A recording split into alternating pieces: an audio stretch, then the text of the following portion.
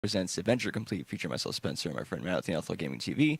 We got Fistcake over here on the left, and then we got Adam, who is GMing / DMing / master of ceremonies.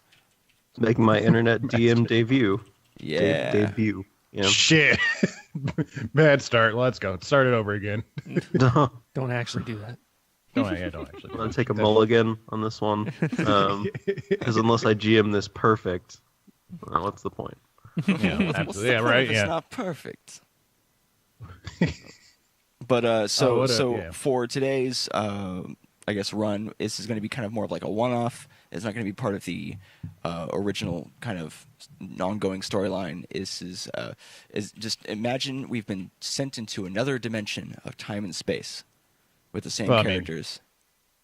Is that right, Adam? Yeah, essentially. Okay. You'll see when we get going. I'll work it into everything.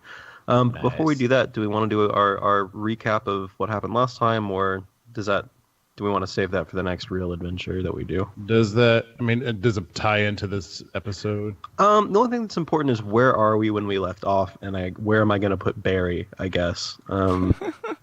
Okay. Barry super glued his butt to the toilet by accident, so Barry's out for this one. Oh, right. All right. Classic Barry. Yeah, we were in a town. What was that town called? It was like Shark's Point? Shark Wharf. Shark Point Wharf. Shark Point Wharf. So we were in Shark Point Wharf, and we had just got done preventing the gulling, if you will. So Yeah. Hey, how's it going? All the experience? What's up, all the experience? What's up? Whoa, hey. Man. What's going on? We haven't seen All this these guy people in are years. awake so early. Yeah. Round time. So, we were, I'm guessing, in a bar, because that's where we usually are. And Right. you guys are having breakfast and eating and possibly drinking, depending on what kind of person you are. Actually, so we've talked about characters before. Zach, do you want to introduce your character before we get going? Oh, yes. Yeah, sure. I am Albert Slatebeard, the hill dwarf, mountain dwarf, hill dwarf cleric. A hill dwarf cleric. Wow. Man. Cleric. Mm-hmm. Nice. What was your name? Albert? Alberic Slatebeard. Alberic. Alberic? Could you say all? Or at all? Jesus Christ. Not some bricks, all bricks. All bricks. All bricks. All bricks matter. Let's go. Yes, all bricks. So as you're eating, all of a sudden, it's sort of similar to what happened towards the end of last episode. Things start to sort of slow down around you. Like people start moving in slow motion, as if someone's just like clicking the 0.5, 0.25 on the podcast player, and everything gets like very weird and slow until it finally, all of a sudden, comes to a stop. And you guys can still sort of see each other. But everything around you seems to have stopped, and then slowly, kind of like when you used to turn off an old TV, how the picture would sort of die out of it slowly. The picture starts sort of going away from the world around you, and you can't really see anything for a little while. And after a few minutes, you're standing in darkness. You can feel the ground underneath you again, and you see 3 points of light in the distance. So what do you do? You're standing in darkness. There are 3 lights, sort of a couple hundred yards ahead of you. I first want to know, are we all in our own separate space, or can I see, like, for instance, whatever character's name is? Murtag. You can see each other, but it's dark, so you can't really make it out. So each of you knows that the other 2 are there. Yeah, and then Okay. we don't even know who Alberic is at this point. Is that right? Yeah. Yeah, no, I mean, nobody. Yeah, I was about to say. Oh, like, okay. I was going to be like, I mean, we can assume that we've met before. I think we have, because he was an NPC, wasn't he? No, his cousin Leonor Slatebeard. Nifty. Oh, Okay. She did a little lore. Little I don't know, lore. Trying do to we- tie it in. Do we want to retcon in a meeting between the 3 of you beforehand, or Oh, I Well, think, we could I do think it it might now. I think we can roll with it. be. Yeah, I think it might be unified by fun or the experience of being, Pretty much, kidnapped yeah. dimensionally? Yeah. Okay. So there's 3 Okay. points of light. Where are these 3 points of light at in my field of view? So they form kind of a triangle. There's one to your left, one to your right, and again ahead of you. So like up and to your left, up and to your right, and then one straight ahead of you. Okay. Cool. Well, I look over at Murtag, and Galahad. I'm gonna go check out that light, and I go to the one on the right. I just go to one of the lights. I want to figure out what it is. Well, I draw my weapon. I don't draw my weapon. You actually don't have it. I go to draw my weapon. I go, my rapier. So you guys, what happened to you my guys have sword? experience with this lights and darkness and stuff. I don't know. You guys seem pretty chill about this. I've never been involved in this kind of sorcery. Do you guys? Oh wait, there's someone else here. Who are you? Oh, Who goes there? It's they call me Albert. You can call me Al for short. I just got sucked into this.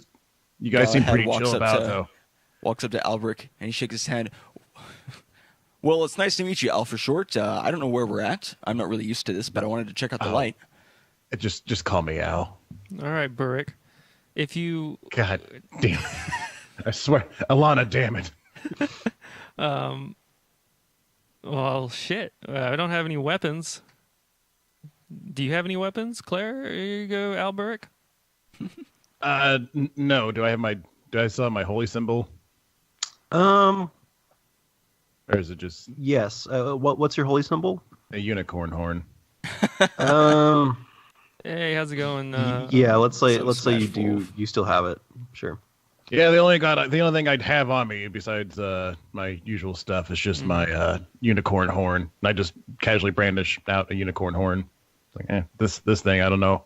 Don't know how much know how much. He wasn't just happy to see you. It was just a unicorn horn.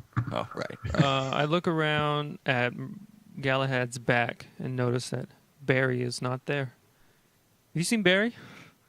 Oh, Isn't he usually... I mean, last I knew, he was on the John. We didn't see him come out. Oh, shit. Smash cut to Barry on the toilet, having super glued himself to the toilet by accident. How did you do that? He's trying to materialize some toilet paper. Yeah, exactly. Probably. He rolled a 1 on taking shit. He crit failed on summoning some fiber into his diet. Right. Oh God! Everyone knows fiber is very important. So Barry's out for this one. All So you guys are thinking about going to the right light? Is that what you guys? They're all kind of clustered together, but since it's dark, you see them as 3 individual points of light. Okay. Oh, okay. So I guess we should probably just head towards the lights. Yeah. Yes. Well, I hope we're not dead. Well, if we are, good thing we're walking towards the light. I mean, From everything I've read, I don't think this is the afterlife, but who knows? What I makes guess you I'll just such follow you guys. an officiant? Are you a cleric? Yeah, actually, that's why I have a unicorn horn. I am a follower of Ilana. I believe in nature and balance and stuff like that. You know what they say, clerics read books sometimes. they definitely say that, Mr. Cleric. I've heard that many a time. All right, let's walk towards the... Let's walk towards the light, guys. Okay. Aye. So you see, as you get closer, one of the light on your right is shining down on what looks like a sheet of paper. The light on your left is shining down on a large leather-bound book, and the light in front of you is illuminating a door. Okay. I feel like the door would be too easy to get out of here, so maybe we should investigate the other 2 things. Yes. Yes. Very smart, Mr. Holy Man. What were the other 2? Because I passed out of like I see a existence for piece of second. paper to my right over there. It looks like a leather-bound book in the left light over there. A few, I go to take a look at the book. Galahad, All right. you can't read. Shush. So it's it's a book. There are words in it. It's not a book that you, as your character, have ever read before. You, as your player, might recognize it, though. Is it the Necronomicon? I wish. I was thinking about that. No, you would recognize that it is actually a leather-bound edition of the first Harry Potter book. Oh, wow. Okay. Now But as a player, your character has no clue what's going on. Of course. in this book. Yeah. Who is this Harry Potter? Yeah, he looks like he is. Does he know something about the Philosopher's Stone? Who is this wizard child? Is this the original British release with the Philosopher's Stone, or is it the release with the Sorcerer's Stone? Oh God, that's a great. You can't tell because someone has replaced the front cover with a leather. Oh, true. Mm-hmm. Right. Okay. No, it would definitely be the Sorcerer's Stone because because we're American. Yeah, we'll figure that out later. Yeah. And we're right. So I hold up the book and I glance over at Murtag and Cleric Boy, and I'm okay, fine. I don't know what this book is. Does anybody here? Is anybody else here versed in the art of booking? Well, I mean, did you read it? I looked at it and it looks strange.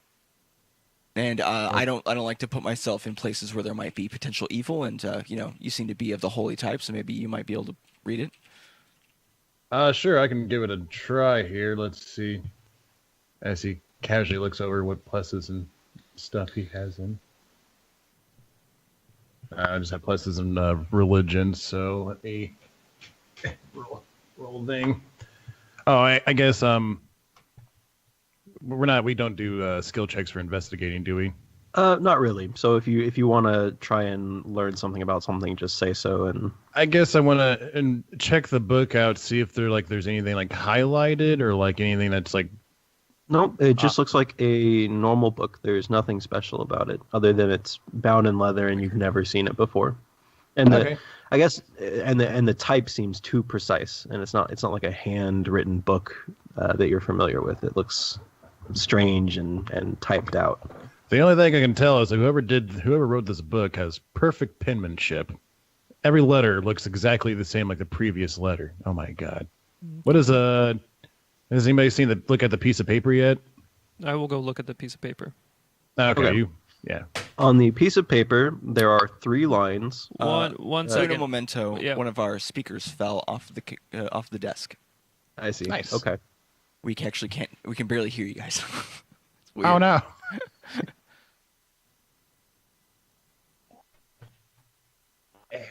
All right, we should be good now.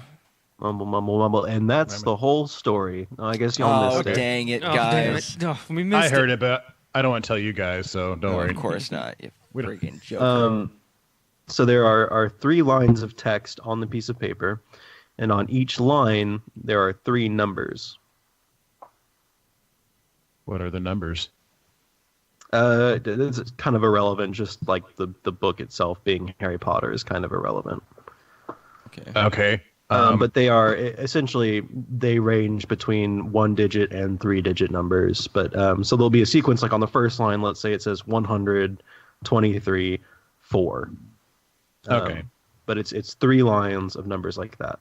But it's irrelevant right now. Those are probably page numbers. Probably page numbers. Maybe. And then paragraph numbers on the page. My character doesn't know this though. I shouldn't have said it out loud. My bad. Oh, well, so this is much more about you guys knowing things. So since your characters aren't really rolling for stuff, as long as you guys can sort of figure it out, that's what we're going to go with. So what were the numbers? My numbers again? Just for reference, let's say 120 and then 4. 120. I look at the piece of paper, and I hand it to Galhead. And I was like, if you could think of one crazy idea, what would it be? I think these would be page numbers and paragraph numbers in the book that we just found. That's very astute of you, Galhead. You should read. I guess you should check out what that paragraph and words in are. What Albert slowly just fades away into blackness. He lost his sanity already. He turns into one of those SpongeBob deep fish people. Check out what the. Yeah, there we go. Okay, so when you look through, you notice that the second number was 20, but there aren't 20 paragraphs on a page. Oh, it might be lines then. We should check lines. Okay. So lines looking for the first line, you go page and then line, and then what do you use the last number for? Word? Yeah, word. The fourth word in the... Yeah, on the line. It could either be word or it could be letter. Right, okay. So you do that, and you find that the first By following that, you find a word in the book, and that word is actually a number, and that number is 7. Let's say 7. Yeah. Okay. All right. Well, I actually probably got to write this stuff down. This ain't like a video game where it'll just be saved for you. It's going to be too easy. So we found after all these numbers, you've discovered the number 7. Yep. 7? Okay, so after going through all 3 lines, let's say that you get 7, 1, and 3 as your sort of 3 numbers after having sort of put together the book code. Okay. 7, 1, 3. Now, is that in order of how the lines presented themselves? Yes. Yeah. Okay. 7, 1, and 3. Is there? So we have the book and we have the piece of paper, and there's nothing else. Just the door? There's a door that you Okay. haven't investigated. I'm going to yet. examine the door. There is a padlock on the door with 3 little number wheelies. Okay. Okay. Yeah. So I will put in those 7, 1, numbers. 3. Yeah. Numbers 7, 1, 3. Okay, the padlock clicks and the door swings open. Beyond the go. door, you see essentially the blinding fluorescence of white light because you've been in sort of a very dark area. And as you step out into this room, you see that it's like very white and very clean, and there's a table in the middle of it made out of some sort of metal that you're unfamiliar with, that you guys would know it's like a steel table. And there's a man wearing a black suit sitting behind it. And as you walk in, he says, "Congratulations, you've solved the test. The 3 of you truly are the chosen ones." Chosen for what? Chosen to help us here with our activities. We have been following your progress, and we believe you're the agents we're looking for. Man, we've been really hitting all the stops when it comes to people wanting to hire us. We must be doing something right. Yeah. Oh, you guys have It's like other employment? protagonist syndrome. Well, we do. Yeah, us and our friend Barry, have gallantly accepted, to Countless offers to work with of other gods things. and demigods. Kind of a big deal. Oh, wow, cool. Galahad likes to use the flour god relay- of beer and merriment or whatever. Yeah. What was his name? There's One no second. secrets between us, I suppose. Caden, the Caden guy, yeah. Yeah, Caden Kalen, God of Freedom and Beer. I have it written down in a little thing. All right, I know of him, yeah. Okay, cool. I asked Okay. the man in black, what is your name? My name is Mr. Randolph. That's first name Mr., last name Randolph as far as you're concerned. Beer and freedom, you say? Well, that works just fine because we're Americans here. I'm sure you noticed our Sorcerer's Stone, far superior to the Philosopher's Stone. Wow, okay. I know none of these Americans. Can you elaborate as to your identity? Oh, yes. Well, that's not so important to you. What you do need to know is that we've brought you to our time and our here and when from your there and when to be agents in our agency here. You see, we've got a problem and we need someone of your caliber to solve it for us. Well, good thing we don't have to fight guns. OC. This is out of character. I'm glad we're not fighting people now. I have a bow and arrow. I have a machine gun. I have a huge sword. How on earth do we compensate? Well, I mean, in like Final Fantasy. I mean, you That's can- true. Oh, yeah, gunblades. There we go. Okay, so you want us to help you. And you're from a different time? Yes. I think Well, different place technically, entirely. you're from a different time. Oh, okay. So now he's a little bit of elitist. Okay. So I hear a lot about us helping you, but I don't hear anything about you helping me. But, Well- but Murtag, we are heroes. We need to be available and ready to help those in need. You're a hero and are available to help people in need. I am a sellsword. I'm not usually keen on being summoned out of my daily routines, but I don't mind helping out the occasional person, even if they are. See, that's the attitude we need in shady. 3. That's the attitude we need. Helping the occasional person, If it happens, it happens. Yeah. Claire, you're here to help us, and if it goes well, we'll send you back to your own time. Oh, well, cool. what's up? We Fish need. Dad? It's easier than killing our agents. Is using our universal or not universal. We have this dimensional portal that the boy is down in research and development. That's the word. I've been working up, and we've pulled the three of you because we think you're right for the job. Barry would love this. I guess I'm actually kind of sad he's not here.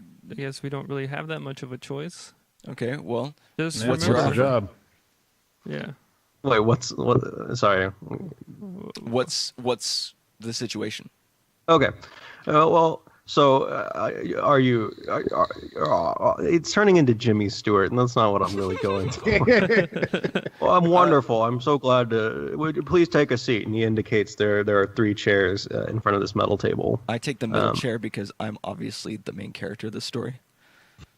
Okay.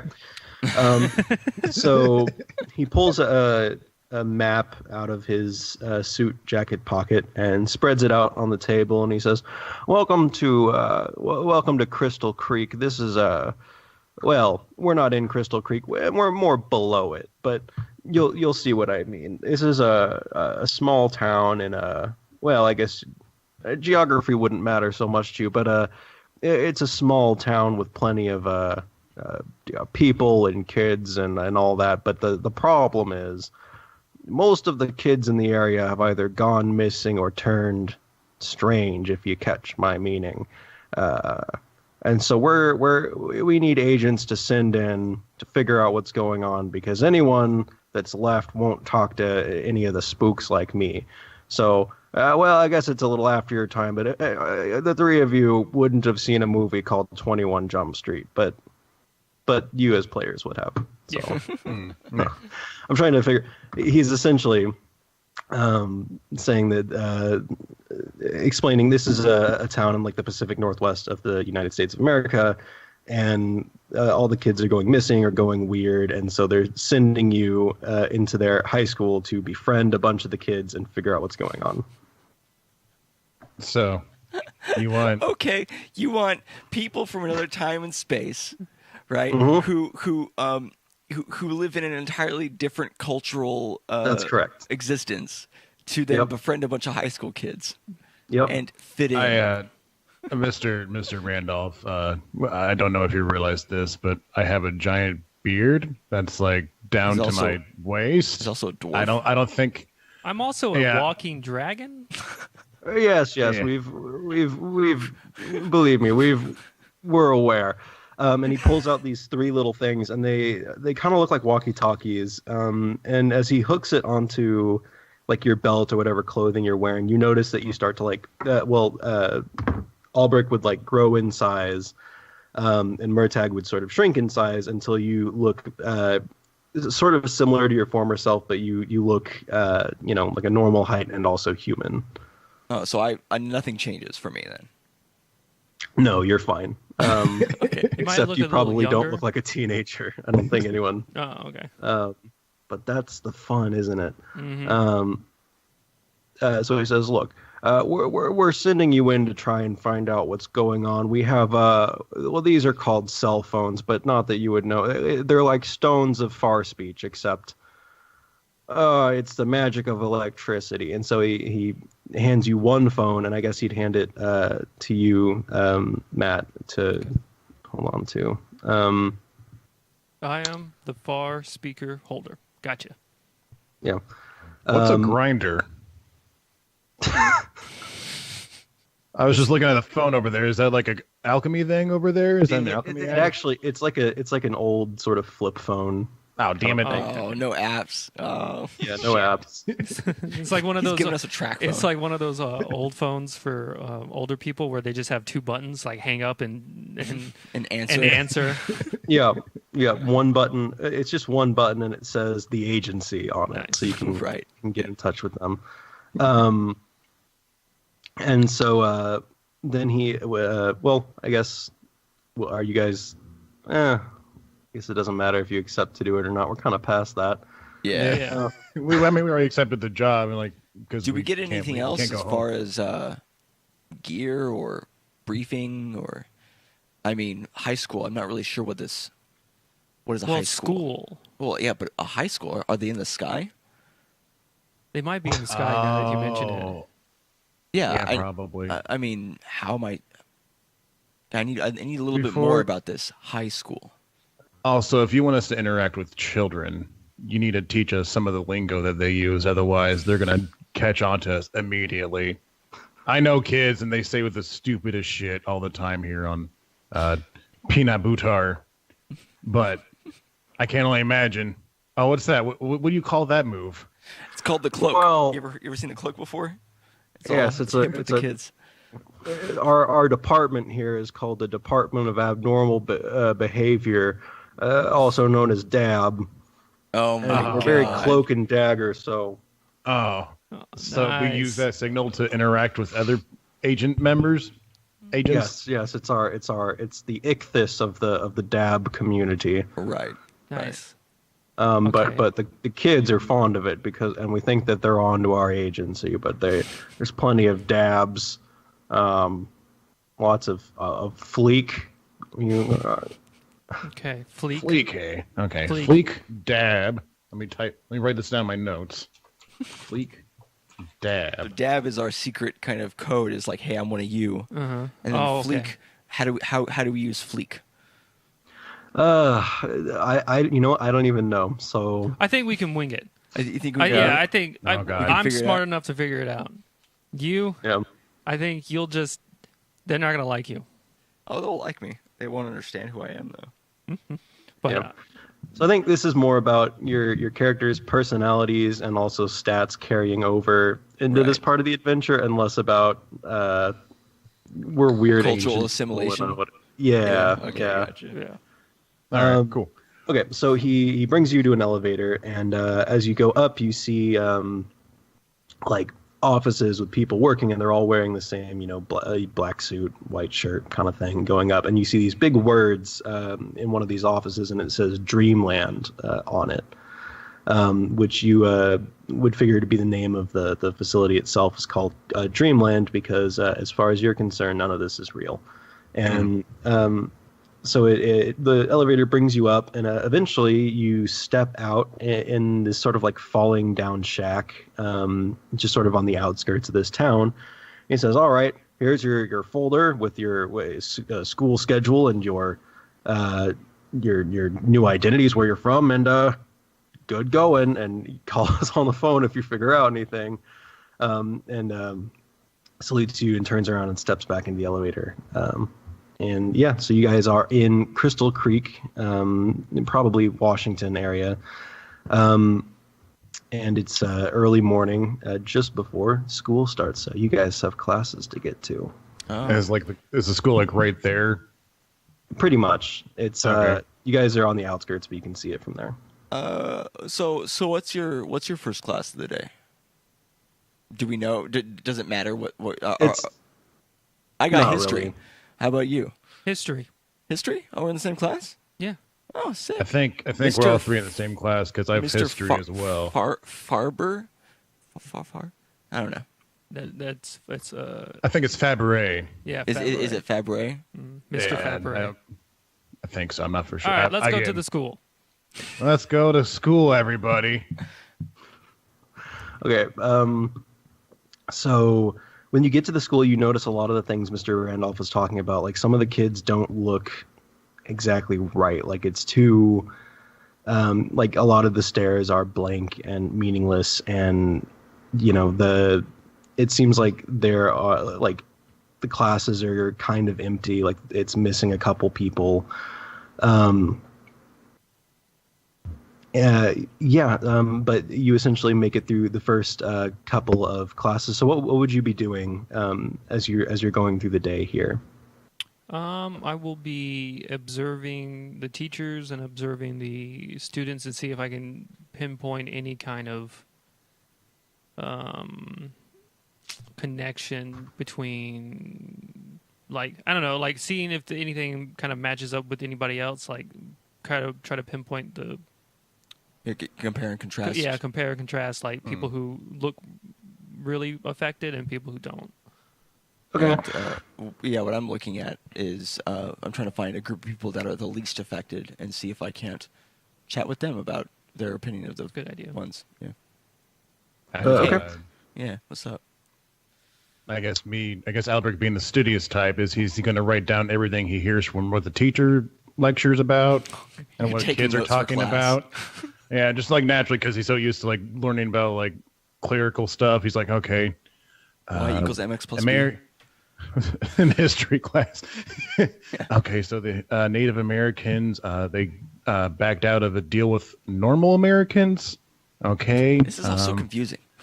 Why would they do that? They were here talking first. About doesn't make sense. God, like there's only one.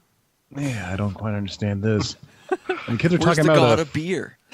why are the kids talking about a 420 no scope? I don't quite understand this either. But what is I'll write it down. Blazing it.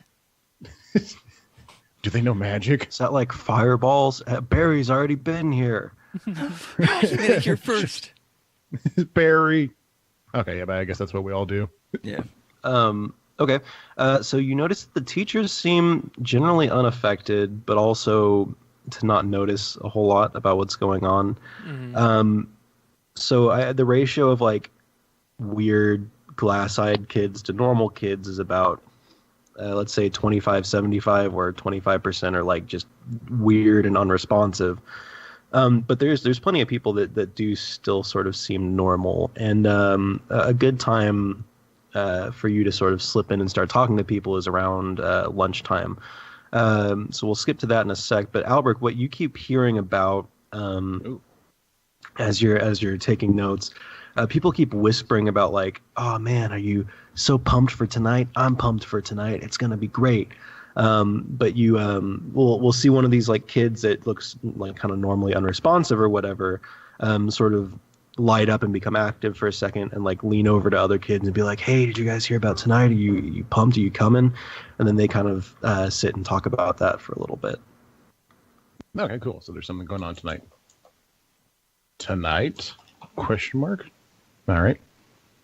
Hey, I guess like after these few periods we have, I'll just mention this to the other two. I'll be like, hey, there's something going on tonight. So whenever we get a chance, we should probably talk to the kids about what's going on tonight.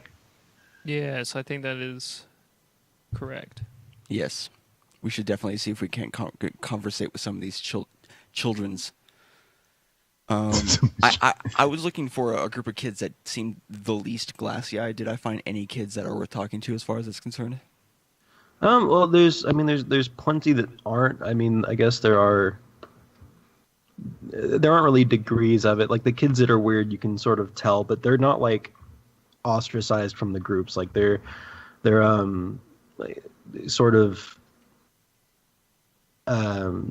I guess like I'm trying to think of like would certain cliques in the high school be not as affected by it, but no, there's a few kids in every group that look kind of like weird and out of it. Yeah. So it's not just like a certain clique of kids. It's just like generally throughout the entire school. Kind of spread about. Yeah. They're all Looks so like there's like a quarter of them glassy-eyed.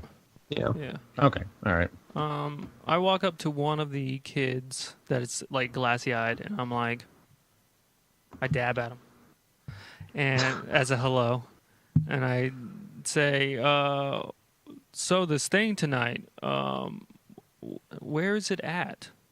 I haven't got the details, sir. Not only does he not dab back at you as his teen protocol, but he actually like he doesn't say anything. He just kind of walks off.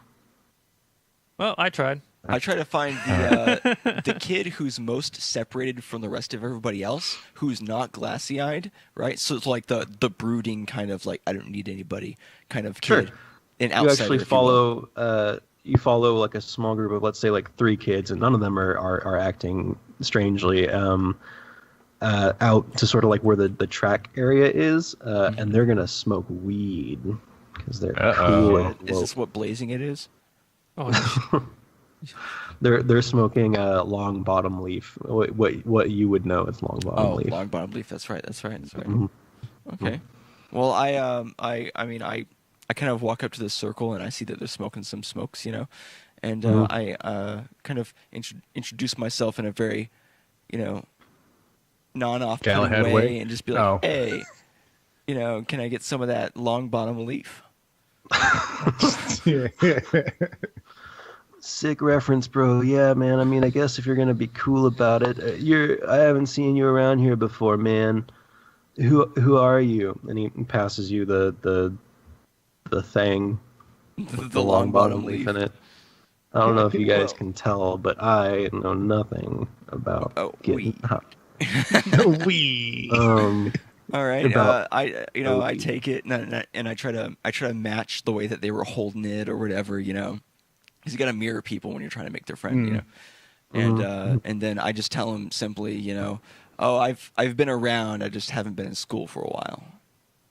Oh, that's cool, man. Like playing Mad Hooky. That's rad, man. Yeah, I love Hooky. Hooky is one of my favorite activities. It's pretty fun, man.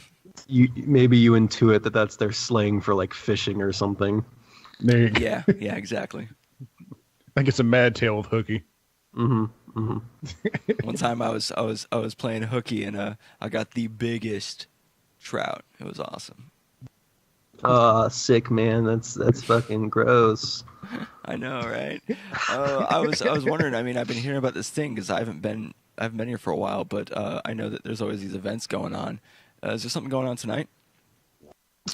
Oh yeah, man. There's like every week there's something going on, but no one ever invites us, man. It's that fucking Bradley kid, man. Like he's always having these crazy ragers or whatever, but like we never get invited, so it's like whatever. Well, what if we just crash it?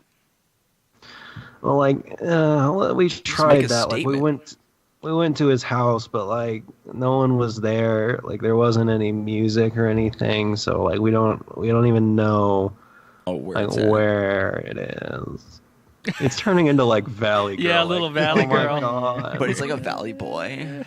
Yeah, it's just God. This is what high boys sound like, right? Yeah, totally, man. Okay. Quick note: no one here at Adventure Complete condones illegal drug use or underage drug use. Wink. Yes. All right, back to. Well, okay. I got a plan, guys. All right, me and my friends, right? We were thinking about getting in on this party. Wait. Hold on. Are we with you? No, I think it's just Galahad. Okay, I just want to make sure. Yeah. I just want to clarify that we're just like hanging out in like the back.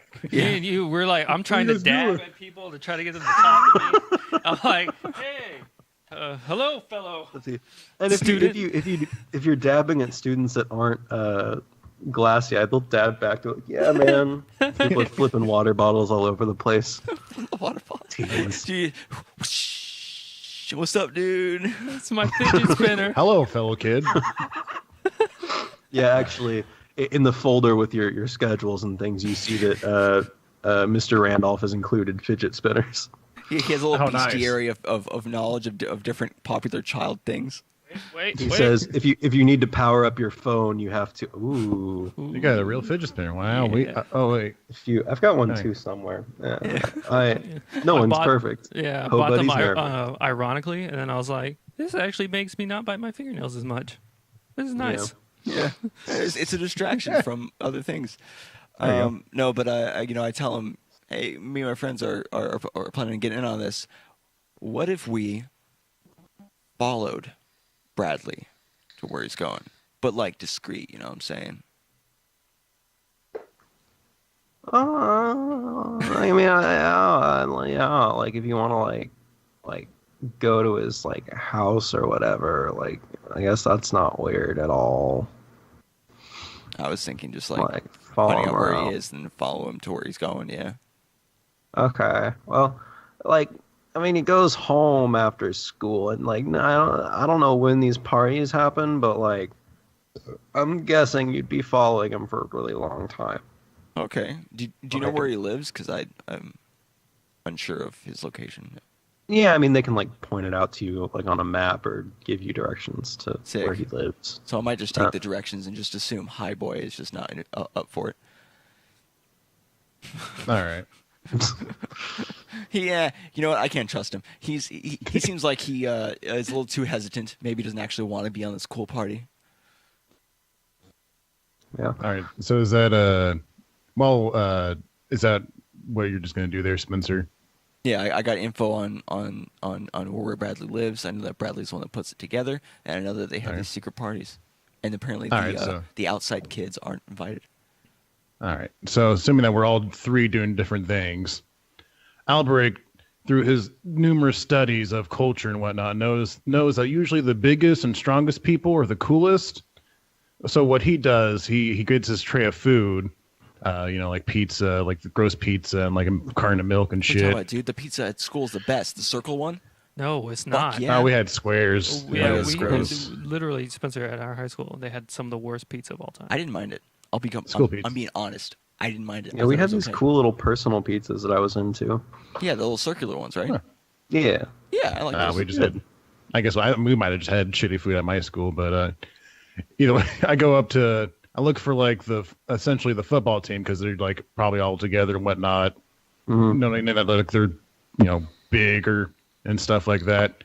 And I just casually sit by them like, hey, what's going on, guys? Name's Al. So how does one get into the party tonight? Oh, what's up, man? You're new here, and like I don't know how you heard about the party, but like you gotta get like an invite from Bradley himself, dude. Like we're all like sworn to secrecy, but like you seem cool, but like if you talk to Bradley, he'll probably see that you're cool and he'll like let you come, man. All right. Everyone in this school is high, apparently. Yeah. They're high on steroids, that's why. Yeah, some people are just potentially just like always high. Just like high as life. Mm-hmm. So where do I find this Bradley fellow then? Well, that's him over there, he says, and he points to a group of kids, and they're all kind of sitting in a way that they can talk to and hear this one guy talking, and you would assume that kid is Bradley. Okay, cool. Yeah, you guys are pretty cool. I really enjoy your jackets. Those are really cool jackets you got on. Mine's got a Bible verse on the back, man. Check it out. Oh, cool. I don't think you know what the Bible is anyway.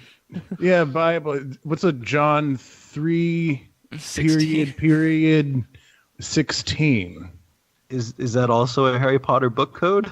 Is that? Do I have to read a book for this? No. So then I sit there for like 5 seconds, I guess, and just get this information. I'm like, okay, guys, see you later. And I do the exact same thing at the Bradley table. Like, hey, guys, my name's Al. I just moved in here. I heard you guys are having a pretty cool party tonight. What's all the hubbub about that? Man, we don't know where you heard about a party, but that's definitely not like a thing. And some of the kids are like snickering and giggling and whatnot. Yeah, man, like, I don't know what you're talking about, dude. All right, so here's the deal. I will arm wrestle everybody at this table. And if I win, you give me the details about this non-existent party that's not happening tonight. And if I lose, you can have my lunch. All right, man, cool. And then Bradley sort of like elbows the guy next to him, who's this like big kind of football-looking dude. And so Galahad walks back into the school cafeteria to see Albrecht like just furiously arm wrestling kids. Just one after the other. Chugging milk after each victory, just fucking slamming the milk carton. Yeah. I start off with drinking my milk, and then whoever I beat, I take their milk and I chug it. Like, milk makes you strong, boys. Keep drinking milk until you're dead, okay? Albrecht, you seem to have made progress. Oh yeah, Al, what's up, man? Hey, Gal. Galahad. What? Oh, Galahad. Yeah, right? That's my name. What's short for Galahad? Alahad. Alahad. I don't know what's short for. Just call me G. Just call me Big G. Big G. Okay. Hey, G, what's going on? What's up, Al? So I guess I see your arm wrestling people. That's cool. Oh yeah, I'm trying to get information about the party tonight. You know, the one that you're invited to, but you know, and I'd say this with a wink, but I'm not quite invited to, so I'm just trying to, you know, be part of the cool group. And I say this while still like arm wrestling one kid after the other, nonchalantly, just beating children. Okay, so that's actually pretty cool. So one of the other kids who's kind of like also hanging around that cool kids table or whatever, but he's kind of like further off, like not cool enough to be in the inner circle or whatever. Like turns to Galahad and he's like, "Oh man, you're invited tonight. That's so cool. Like it's always so much fun." And I'm like, "I'm hoping tonight's the night, man. You know, I'm really hoping tonight's the night for me, man." Yeah, you know, it might be. How about you, man? Has it happened for you yet? Yeah, once before, but it's pretty rare. So you take it when you can get it. You know what I'm saying? Oh man, that's like, how do I? Can you give me some tips? Like I really want. I'm real tired of going and waiting and like it seems like all the cool kids get to do it before me and like, yeah. It's not for me to say. It's different for everybody. It comes from within. All right, man. That's good advice. I'll try and. Yeah, man. Tonight's the night. I can feel it in my bones. Yeah, just if you feel it, it's gonna happen, dude. You just gotta believe. He's gonna hug you, and kind of like wipe his tears away. On I don't know, what do kids wear? Neckerchiefs. You're breaking up a little bit. Teen. Oh, one second. Is it back? Wait, no, not quite. Oh. No. Check. Yep, okay. I think you're okay, good. there we go. Nice. Yeah. Okay, we're good now. Okay. Some handkerchief thing.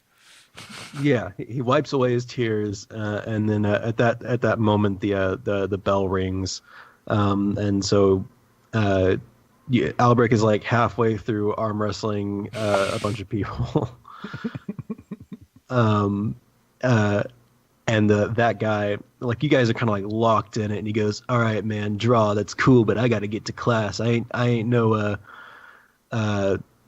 miss class for nothing." Do I get his name?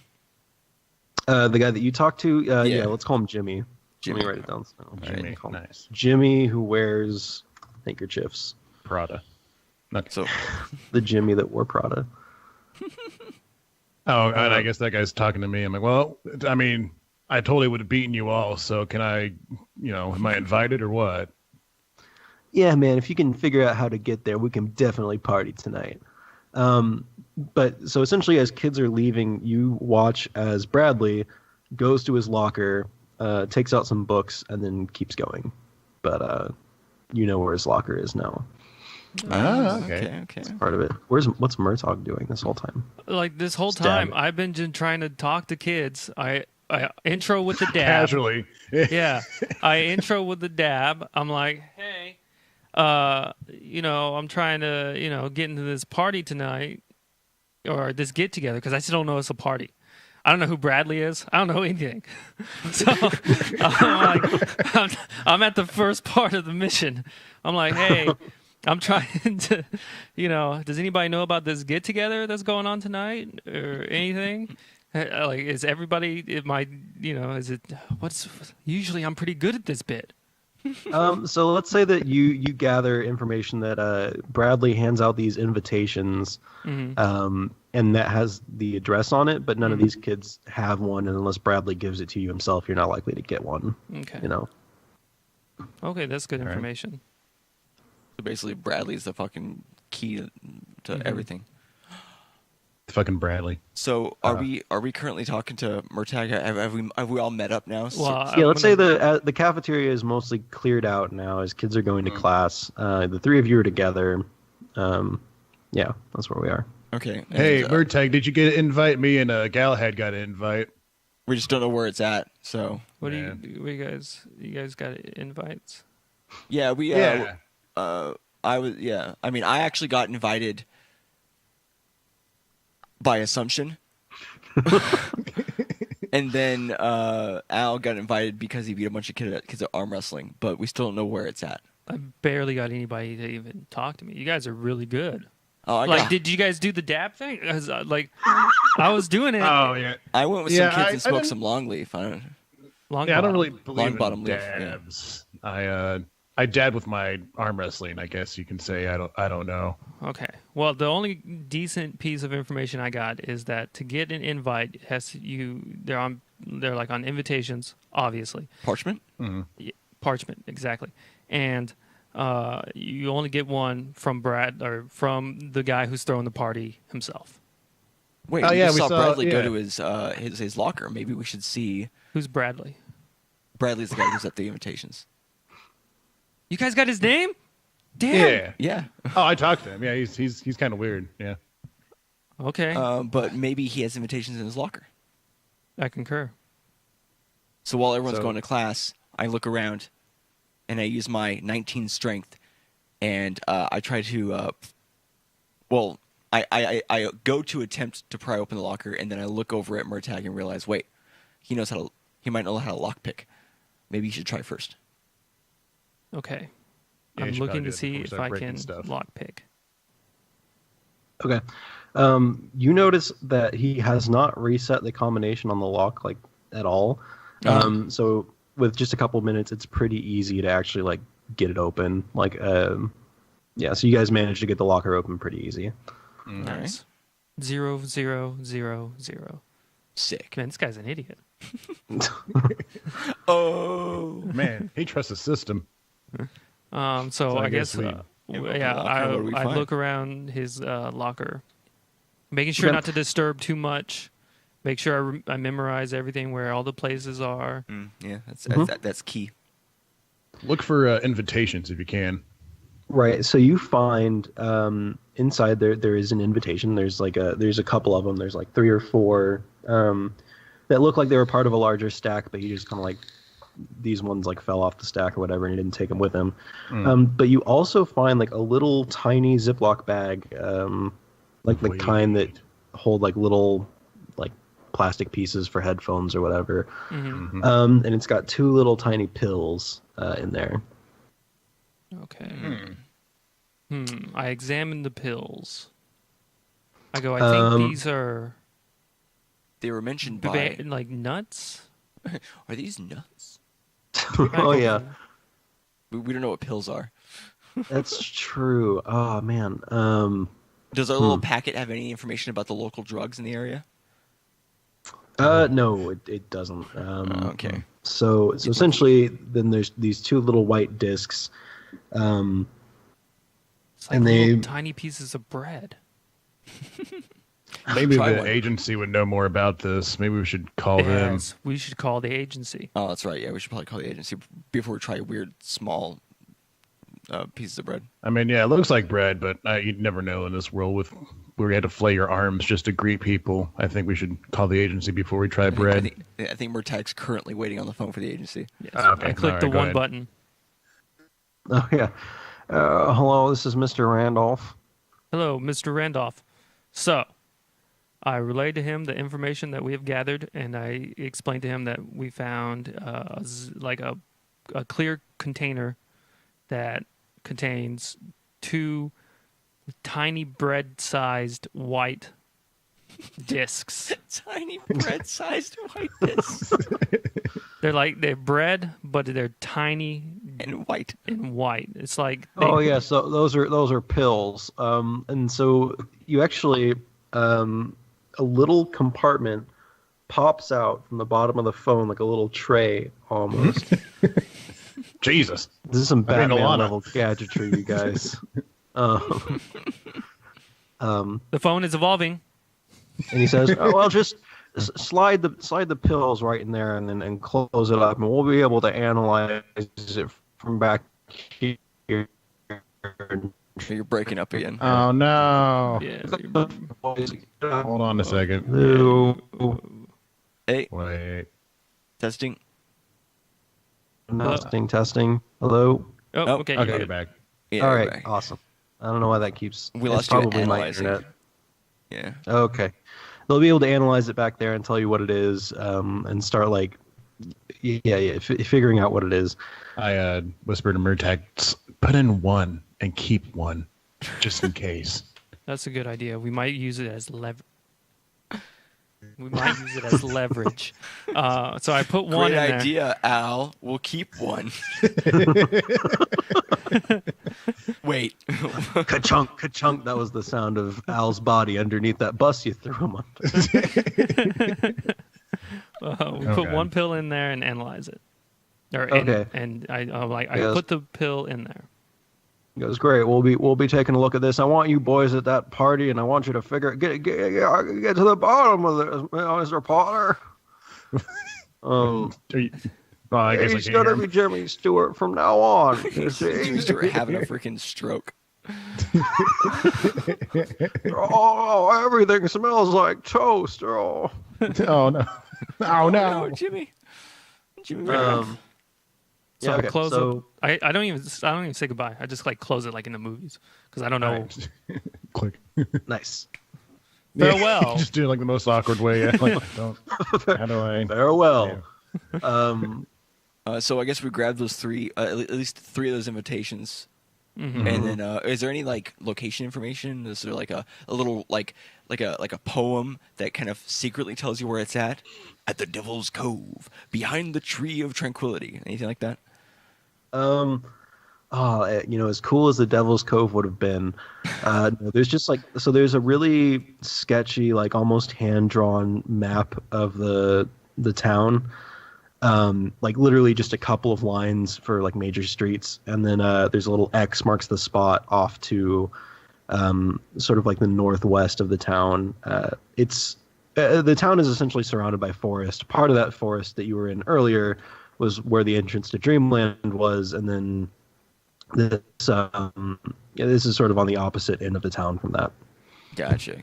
Okay. So now that we have the information, let's close up the locker.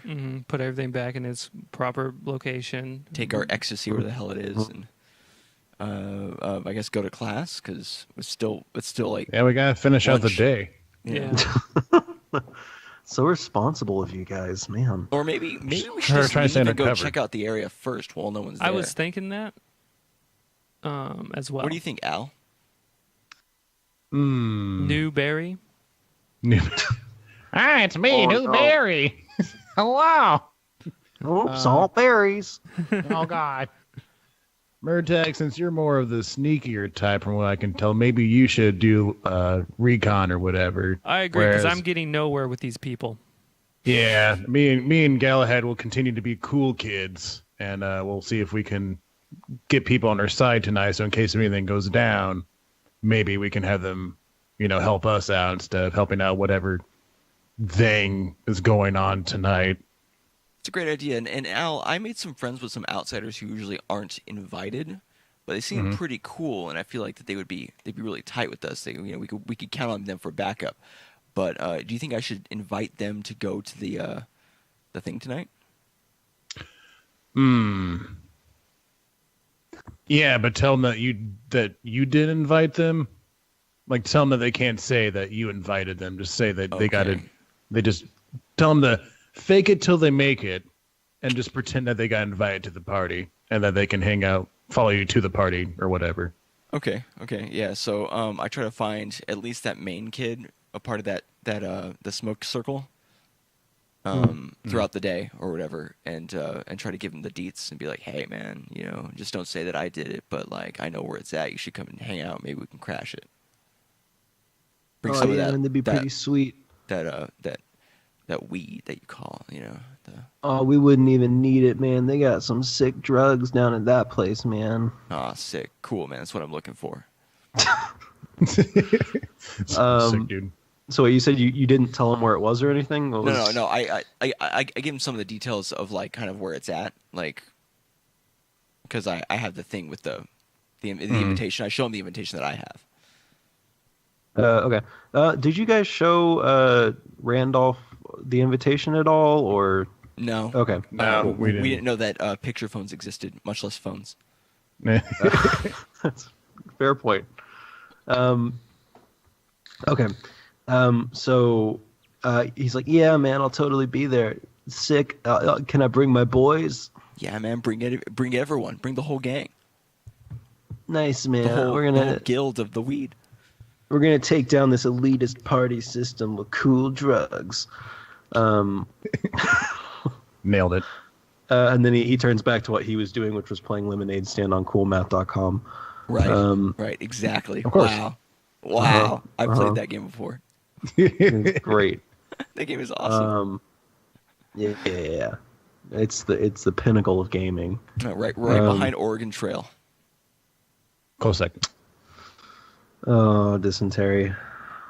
And I guess I'll spend my afternoon just like conversing with random kids, just trying to like be the cool guy that I understand. So like occasionally I'll just like, hey, you guys want to arm wrestle? And I don't know. Do you guys like to arm wrestle? That goes over surprisingly well. People are always like, yeah, man, come at me, man. Punch me in the chest, dude. Yeah, fucking hell. The only people that don't want to arm wrestle are like the kids with like the glazed over eyes. They're not really up for any of it. That's fine. All right, cool. But I just want to make sure. It's kind of like a Tiny Rick situation. I just want to be in there and be as cool as possible. So people like when they see me at the party and be like, oh, whatever he's doing. Arm wrestle guy. Yeah. Arm wrestle guy. Oh, sweet. Right. Okay. Cool. And Murtag, is there anything you're doing, or I am on my way to the party palace area, party place. Yeah, okay, he's gonna check it out while everyone else is at school. Okay, so Murtag, as you're walking, sort of down the street, there's an alleyway off to your right, and you hear someone go, "Hey, you man, hey, Murtag, I got to talk to you for a sec." Okay. I walk over to him cautiously. So we got it's a guy in a black suit, clearly from Dreamland, and he goes, "Oh, we got word from Mr. Randolph." He dabs him back. He goes, "Yes, very good." You know, what were your weapons in the campaign? A rapier and a longbow. Okay, so he hands you, and it's like a collapsible police baton, but when you whip it out, it turns into your rapier. Ooh, that's sick. Nice. We wanted to make sure you guys were accustomed and out of the school before we gave you all these weapons. So here's your rapier, just in case you need it. Thank you. And then he sort of disappears back into the shadows. But it's like a one-way alleyway, so you know he's just like back there hiding behind a dumpster. Nice. Oh, he disappeared. Wow. Whoa. He's back there like very proud of himself for having disappeared well. He's like, yeah, I must have critted my stealth roll. Because in this world, Dungeons and Dragons exists, and he's a big fan. Yeah. He softly rubs a picture of Batman. Also, and so I don't know if this will come up again, but I was thinking like as like a cool through line, it would be podcasts exist in this world. And he's listened to the podcast, and that's where they know you from. That's how they grabbed you out of that dimension. Oh shit! I think that would have been kind of a cool way to do it. Is like he's like, why did you pick us? And he's like, oh, no reason. He's like tapping pushing his phone into his pocket, and you see the little adventure complete thing. Sick. Nice. It's a nice little. But I didn't. Yeah, I think it'd be fun. Because I mean, it's our world that this is happening, which is definitely more conducive to like the, gumshoe type of thing. Anyway, so Murtaugh continues, and when you get to the spot, you see it's a giant abandoned like warehouse factory kind of thing. It's rusted. There are vines growing through it. There are trees that have sort of fallen into it over time. But you see that the door is like not rusted. It's like it kind of looks in working condition and everything. So even though the windows are kind of like all fogged up, not fogged up, but like covered in grime and stuff. It's there are parts of it that look recently used, and you can also see wheel ruts in the ground where people have like clearly parked recently. Okay. I guess I go inside, but I go inside like very sneaky. Stealthily. Yeah. I try to listen, make sure that I don't hear anything, or are there any animals or anything like that? There are birds. That's all you really hear. Okay. The main front door to the factory is locked, and it's like a real key lock this time, not just a padlock. Dude, you can speak to birds and shit. Yeah. I'm gonna talk to one of those birds. Okay. So there's a bird that is, let's say, sitting on one of the windowsills. How do you engage this bird in conversation? What is your dab at him? That's for sure. Birds are higher class. Yes. I go. Hey. You see the bird lift one of its or take its wing and go. Oh, Jesus Christ. I go, hey, bird, have you seen anything around here lately that's been, that's maybe disrupted your kind of bird life? Oh my God, you're talking to me. That's crazy. That's so we get that out of the way. That he's talking to a person and goes, I don't know. It's like, most nights it's very quiet and good, but then some nights it's very loud and there's bright lights and we hate it, and we, it wakes up our young birds, and it's just a nightmare. Okay. Well, I'm kind of here to make sure this stops happening, so that way, I'm like a wildlife preservationist. Which means, bird, that I take care of, animals. I'm an animal lover. And so, if you could do me a favor, and if you see anybody come up while I'm inside, could you, send me a signal? Yeah, I could do that. How's perfect that work for you?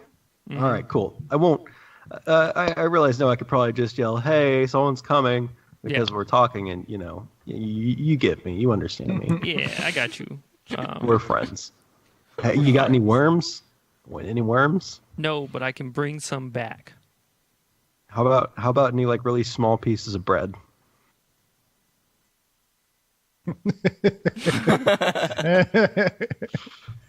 Dun dun dun dun. Zero time dilemma. Make a choice. And again, player knowledge is important here. It's not like D&D where it's your character is completely ignorant of everything. If this was just character knowledge, Matt'd be like, "Oh, I got one right here." Well, I guess Mr. Rainoff did say oh yeah, that's a pill, but Oh right. Oh yeah, so I do know it's not he did say yeah. Oh god, that was funny. Unfortunately, I have no bread. But you can. I thought I had some. I do not. But I will definitely bring you something later tonight when we come back. Awesome, that sounds great. And then he sort of takes station at the window. Excellent. So I go up to the door and I try to pick the lock, or I kind of jiggle it to make sure that make sure that the door is all right. Despite the fact that a lot of the factory seems to be in real disrepair, this door seems very well locked and bolted. Okay. So are there any other points of entry that I can see? There are giant glass windows all around the factory, but they all seem to be fixed windows, they don't move. Mm-hmm. As you circle the perimeter, though, you do find one where the glass is already sort of busted out at a level near you, but you'd have to break more of it to actually get through it. Okay. I go ahead and do that. Okay. How do you do that? I will. I will carefully start, kind of prying it, kind of breaking, what is it? It's called when you purposely break something, specifically. Oh, I don't know. Well, I do that. where it's it's controlled breakage. Oh yeah. Oh, okay. Yeah. Where you try to break not the whole window. Yeah, not the whole window, but just enough that I need. Okay. Well, so the glass is already broken, so you would be cutting your hands on it a bunch and stuff. So is that Well, you have that baton. Yeah, I have the baton. Here. I can't. Yeah, so I'm going to start using the baton. Okay, so you managed to clear out enough of the glass for you to fit through, but it doesn't look like it just looks like it's broken glass. Okay, cool. So inside you see like essentially just a big open factory area. There are tracks in the ceilings where at one point it looks like giant robotic arms would have carried, steel beams or timber or whatever. Mm-hmm. But it's mostly empty. But you do see that this like enormous PA system has been set up towards the front of it, and also there's like kind of like the foreman's offices and locker rooms and changing rooms or whatever, sort of in the back. Okay. I go to the changing rooms in the back and then search around. Those look super abandoned, other than like beer bottles and like cigarette butts. What about the foreman's? That door is securely locked. Okay. And there's no other way to get around it. Like there's no windows or. No, that one's pretty It's like a one-way access and it's locked up pretty well.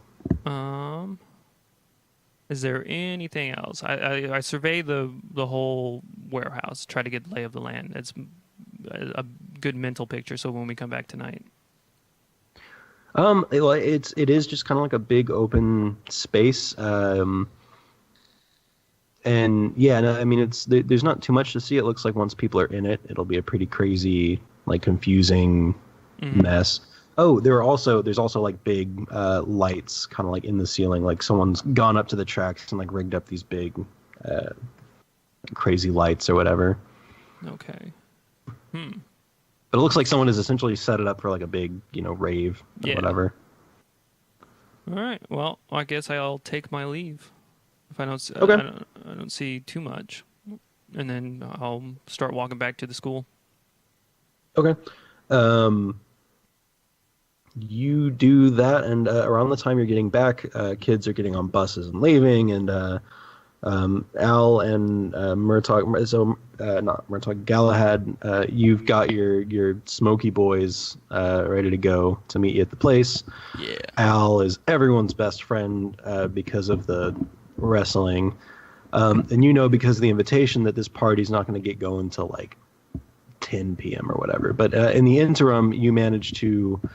the guy from Dreamland tracks you down. Galahad, what weapon were you using in the campaign? I was using a glaive. So like a spear type thing. So it looks to the eye, your glaive just looks kind of like a... let's see. Just like kind of a... You know how they'll wrap telephone lines and those weird giant pieces of like yellow tubing and stuff? Okay, so it looks like you just kind of found one of those and are carrying it around, even though it's your glaive. Kind of like a walking stick? Kind of, yeah. Because like you're just some kid that found a piece of trash and you're playing with it. Yeah, gotcha. Cool. It's actually pretty, realistic. Yeah. That's what LARPing is. This is... we're LARPing now. LARPing. Does Al usually carry something that isn't his holy symbol? Like, is that all he needs? Got a warhammer and shield. Oh, warhammer and shield. Let's go. Okay. You have essentially like a little like sledgehammer that someone would use for construction, but if you were to have need of it, you get the idea that it would sort of morph into something bigger. Okay.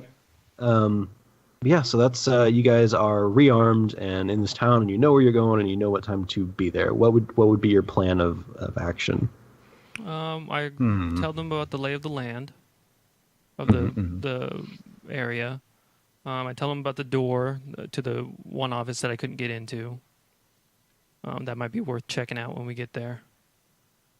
And I say we have to pick up some worms because I promised a bird or some bread. Oh, yeah. What's the extent of our player knowledge? Because I have some ideas with, like, the setup for the sound system and stuff like that. I mean, feel free to do that. I mean, this is going to be much more about player knowledge than character knowledge. Gotcha. Because I was going to say, maybe we should get there. We should get back there early before they really get going, and we can unhook. Like, if you unhook like one thing in a sound setup, it'll delay the entire process. Because I know for a fact a bunch of teenagers don't come prepared with extras of anything. True. Yeah, that's true, but what would be the point? What would be the point? Well, you create kind of a delay and stuff, and then it kind of puts everyone off their game. Well, maybe we should do that to cause a distraction later. Okay. If we need it. Yeah. Okay, so keep that idea in the back, but yeah. It's like okay. So I guess we go to the store, grab bread. With what money? Oh, yeah. I call Mr. Anderson. Mr. Rudolph? Mr. Rudolph. Yeah. Yo. We need some bread. Hello. I need some bread. Oh, ask him about the pill. Oh, also about the pill. That is not bread. We're still analyzing the pill, but we've gotten as far as figuring out what it's supposed to do. It's a high grade of hallucinogen. Okay. Okay. Like a high grade illusions that you cast on yourself. Yeah. In a capsule form. That's very interesting. Yeah, Barry man. would love this. Barry! Remember to bring some back for Barry. Oh, you gotta ask him about the bread too. I already told him about the bread. So what is he gonna do? Yeah, I need some bread. I promised a bird. Well, we'll send someone to meet you near. You know the alley. Yeah. You know the alleyway. We'll have someone meet you with some bread. He's still in the alley. They just have a drone come drop off some fucking bread for him. Nailed it. Probably. Or there's like a little dumb waiter hooked up to one of those dumpsters, so he's just sitting back there and they're sending stuff up to him from below ground. He's over on his phone and shit, watching some YouTube. Oh, sick. Yeah. You go there before the bread is there. He's not expecting you, and you just hear like PewDiePie from like behind a dumpster or something. YouTube videos. Yeah. Oh, God. I guess we wait for the party since we can't really do anything. We can't like really go anywhere or do anything because we have no money and no way of doing stuff without like looking like. Yeah, we can go to Smoky Boys and get high. I don't smoke. I don't believe in smoking. I mean, whenever you guys are ready, we can just like cut to the party or whatever. Unless you or other things you wanted to do. Please don't escape out into the rest of the world. I have not planned for that. Oh, a bus to California. What's this? So I guess we'll get the bread, and a Lannister always pays his debts, and smash cut. Okay, so as you guys are walking through the woods at the outskirts of town, it's like totally silent, and then all of a sudden you start hearing sounds, and it gets louder and louder and louder, and it's like full on like rave kind of music happening in this factory. And before you like get all the way there, the bird kind of like shows up in the branch and is looking at you, Murtaugh, sort of like questioningly. Mm-hmm. Oh yeah, I pull out the loaf. I got you. He grabs it. I never gendered the bird. They grab it and they put their beak around it and start like trying to fly away with it. They can't, and so they call one of their bird friends and they grab either end of it and sort of carry it off. Truly magical. The real magic was bird friendship the whole time, and that's it, guys. Nice. Wholesome message. Yeah. So you get to the factory, and there's a big football player outside, but Al, you recognize him because you arm wrestled him earlier. And as you approach, he's like, "Yo, man, it's so good. I'm so glad you made it, bro. Like, put her here." And he like kind of grabs you in this like weird bear hug. All right, I grab him back and tightly hug him, but I try to hold back a little bit because dwarves get too excited and sometimes they break back. So I almost choke the life. I almost like what do you call it? Like knock the breath out of him. But I'm like, oh shit. Okay. That's quite a hug you got there, man. Anyway. Sorry, brother. I get excited about these parties, Yeah, I man. try to do a dab, do like Ginyu style. I just kind of parties and stuff. Okay, so the three of you are granted entrance upon flashing your like little invites. And once you're inside, you do recognize like a good chunk of the kids, but all the kids there are like that you can see. None of them are like the glassy-eyed kids. They're all like the normal kids or whatever. They're partying and having a good time. Yeah. So what do you do now? I mean, Murtaugh has seen it before, but all the lights are like flashing now, and the PA system's going off. Perfect. Keep that going. I'll edit in some sick royalty-free rave music. There we go.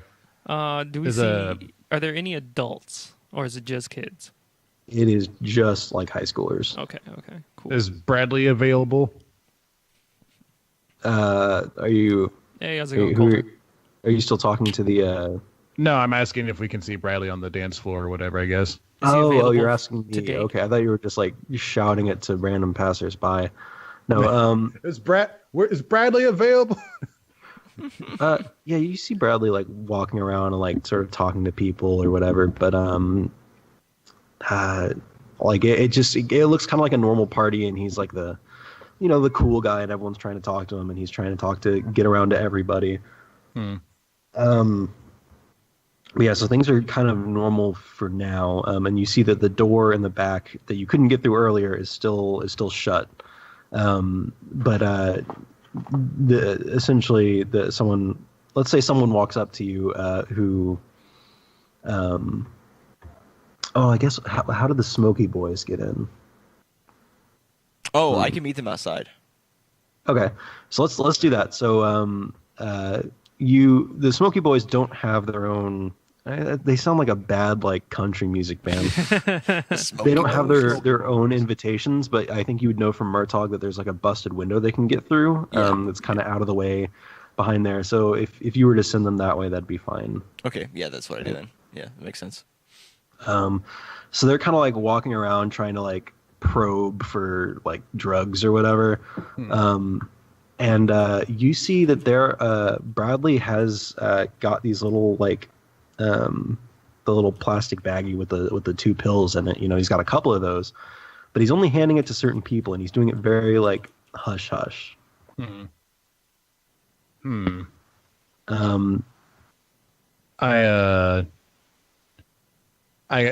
all see this. We all see Bradley like handing them out and whatnot. If you looked hard enough, you would. Yeah, like okay. We're not going to do perception investigation checks or whatever. Okay. Yeah, you see that happening. I think Al, still going on like his confidence streak, is just going to casually walk up to Bradley and I'm not like hinting at the pills, but he's going to say like, "So, do you have Brad, that cast minor illusion on yourself? When's a real party going to start happening? I mean, this is a pretty good start, but I heard things get pretty wild, if you know what I'm saying." Shit, man, you must have beat like a whole bunch of people at arm wrestling, huh? And guess one of these fucking meatheads invited you or whatever. Yeah. And he goes, "Well, I mean, I guess you're here, and if you're cool enough to have gotten here, maybe you are kind of cool enough for the after party." And he kind of like nudges you, and he says, "Sorry." Get spooked out by your own story. I heard anyway, it's not important. He goes, "Yeah, man, if you meet me in the back where you see that like that door back there, just kind of like slip back there in like half an hour or so. Make sure to knock 5 times on the door, and bring these with you." And he hands you a little packet of tiny bread. Nice. Oh, also, I point to Murtag and Godhand. Like, I hang out pretty tight with these guys, and I know they don't seem cool, but they're almost as cool as me. Like, I'm this cool. They're about like this cool. It's okay if they tag along with me, I'm just dabbing like a random like dancer. I'm like, hey, trying to. Pointing and shit. They're this cool now. Sorry. Look, that's what Mr. Rudolph said. I'm throwing. I mean, I fleek. can see that they're dabbing, which is like the thing that means that they're definitely cool. But like, I mean, I guess bring them if you want, but you're gonna have to split those two with them. So, okay, that's fine. Implying that he's not going to give you any more pills, but you can bring whoever you want. Okay. Well, not whoever you want. You can bring Murtaugh. I bring the entire party with me. And then you see this. You see Jimmy, the guy from earlier, and he runs up to Bradley and is like, "Hey, Bradley, can I get some tonight? I mean, I've been here for a couple weeks now, and I'm like, oh, I really want to do it." And he's like, Jimmy, Jimmy, go away. Like, if you weren't such and such his little brother, like, you wouldn't be here in the first place, and get out of here. And so he leaves, and Jimmy looks heartbroken. Shit. Jimmy's so sad. I do a sad dab.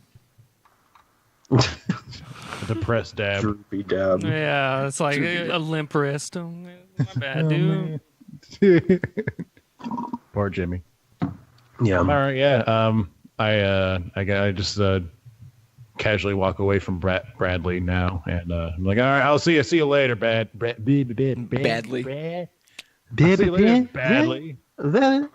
Okay, so a couple minutes after that, you don't see Bradley anymore. Bradley has sort of disappeared from the room. You can wait like another 10 minutes after that, and then you head back to that door back there. With us in tow, right? Yep, right? yep. Yeah. Absolutely. And I do the knocking the 5 times. Okay. After you knock the 5 times, you... Yeah, that is 5 times, I guess. You hear come back from the other side. And then the door opens, and you see another one of those like big football guys, and he's like, "Oh, hey guys, I mean, come on in." And so he opens the door, and you go in, and you see that the office itself is like pretty small and dark, but behind the desk in the back there is a like hole in the floor where it's kind of rotted out, and there's a ladder going down. Oh boy. All right. Sick. Let's do this. Yeah, it's like, oh, so we just follow this ladder and head to the real party. Yeah, man, it's right down that way. You got your pills. Those are important. You got your pills. Yeah, I got my pills. You think this is my first rodeo? Come on. And so you go. You're dabbing with your finger guns. So. Yeah, there we go. Shouldn't so you climb down the ladder. And you, like, almost immediately after you go below the floor, you can't really hear the music anymore. And you start to smell, like, kind of the earth around you. Like, it all kind of smells, like, weird and damp and stuff. It's almost, like, mushroomy, like, kind of, like, strong mushroom smell. And you're climbing down for a little while. Like, it's definitely a big ladder, like, for, I don't know, reaching light poles or removing fallen trees or whatever. Or cutting branches off trees. You don't need ladders to move trees. Anyway. Anyways. I'm trying to paint a word picture. Yay. So you get down to the bottom, and you see that there's sort of a tunnel forward, and then there's like definitely a basement to this building, and the basement's been like rotted away way more than the structure above. So there's like earth falling into it from around there. But the basement is essentially as large as the building above. And at the, but it's not one big open area. There's like walls, but there's one big corridor. And at the end of it, you can see that there's some people, down there. And, as you approach, Bradley sees and he goes, "Oh, hey guys, you're here. This is real special. And you guys are new here. It's your first time. So like, I know I only gave you 2 of those things, but so one of you can't take it, but the other 2 you guys gotta." Okay, I will opt not to take it. Okay. Plus, I have one anyways. Yeah. In case. Oh, that's true. I have the secret one. But it might be best to have so do you want us to take it now? Is that? Well, I mean, like I guess you can go in there, but yeah, I mean, like, free choice, man. But like, if you really want to be like a part of the after party, you gotta like take the pills, bro. Oh, okay. Right, cool. I guess I take one of the pills. Oh, nice. Okay. So he takes the pill. I palm it essentially. I'm just like slide it down my sleeve. Okay. Yeah, I actually take the pill, so this is gonna be fun. Okay. Murtog, do you take the secret one or? I don't. I'm Okay. gonna wait and see how this plays out. So, Galahad, you start like you feel pretty normal, but you start like noticing things in like more detail. Like things are like popping out at you a little more. Like everything seems a little more colorful. It's kind of like the stereotypical like kind of low dose like acid trip kind of thing. Which I mean, like I can't describe from experience, but I'm like what our pop culture would recognize is like you're starting to go on a little bit of a hallucination trip, but you aren't like seeing anything crazy. Yeah, I try to drop little hints to my compadres so that they know kind of what the initial experience is like, so that if they're asked, wow, look at all these bright, it. vibrant colors. Yeah, they can BS it a bit. All these shifting stuff. Wow. Okay. And as Bradley sort of is leading you towards the front, Murtog, the phone begins to ring in your pocket. All right, I answer the phone. In front of like everyone else. Well, so when he hears the phone ring, Bradley turns around. He's like, "Oh man, you got to put that on silent before we go in there, man." All right. It's a no phone zone, I'm just gonna. bro. It might be my parents. Let me take this. Oh, that's real quick. important, man. You better take that. I told him I was studying. There are like it's the underground area here. There's like tons of like little like rooms off of this main corridor. Mm-hmm. So if you step into one of those, they'll like wait for you outside. And it's Mr. Randolph, and he goes, "Oh, hey there. We finally finished analyzing that pill, and it seems to be like a very like a form of DMT that the CIA developed back in the 60s, and well, we don't know how kids are getting a hold of it, but that's very, very strange and can have some lasting effects. But don't worry, we've got an antidote back here for that. So I guess whenever you get back here, if you find any of those weird kids, we should be able to take care of them pretty well. Now, if you can, that'll fix the ones that are acting weird. But if you can find those missing kids too, that'll be a real red letter day for Dreamland." Okay, fairly well, parents. Just in case someone is listening. Fairly well, parents. Okay. Beep.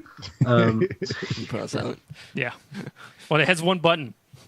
Yeah, it does just have. There's no silent mode. It's like the jitterbug phone. Oh, that's what it's called. Yeah. Yeah. Oh, yeah. It just has like the call 911, call parents thing. It's got a big red button on the front that just says "narc." There we go. Okay, so you're led into the main room of this thing, and so I'll start with what Murtog and Albrecht see.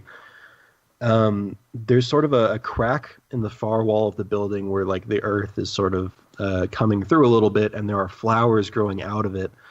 And then there are these 5 long tendrils coming out of the crack in the wall.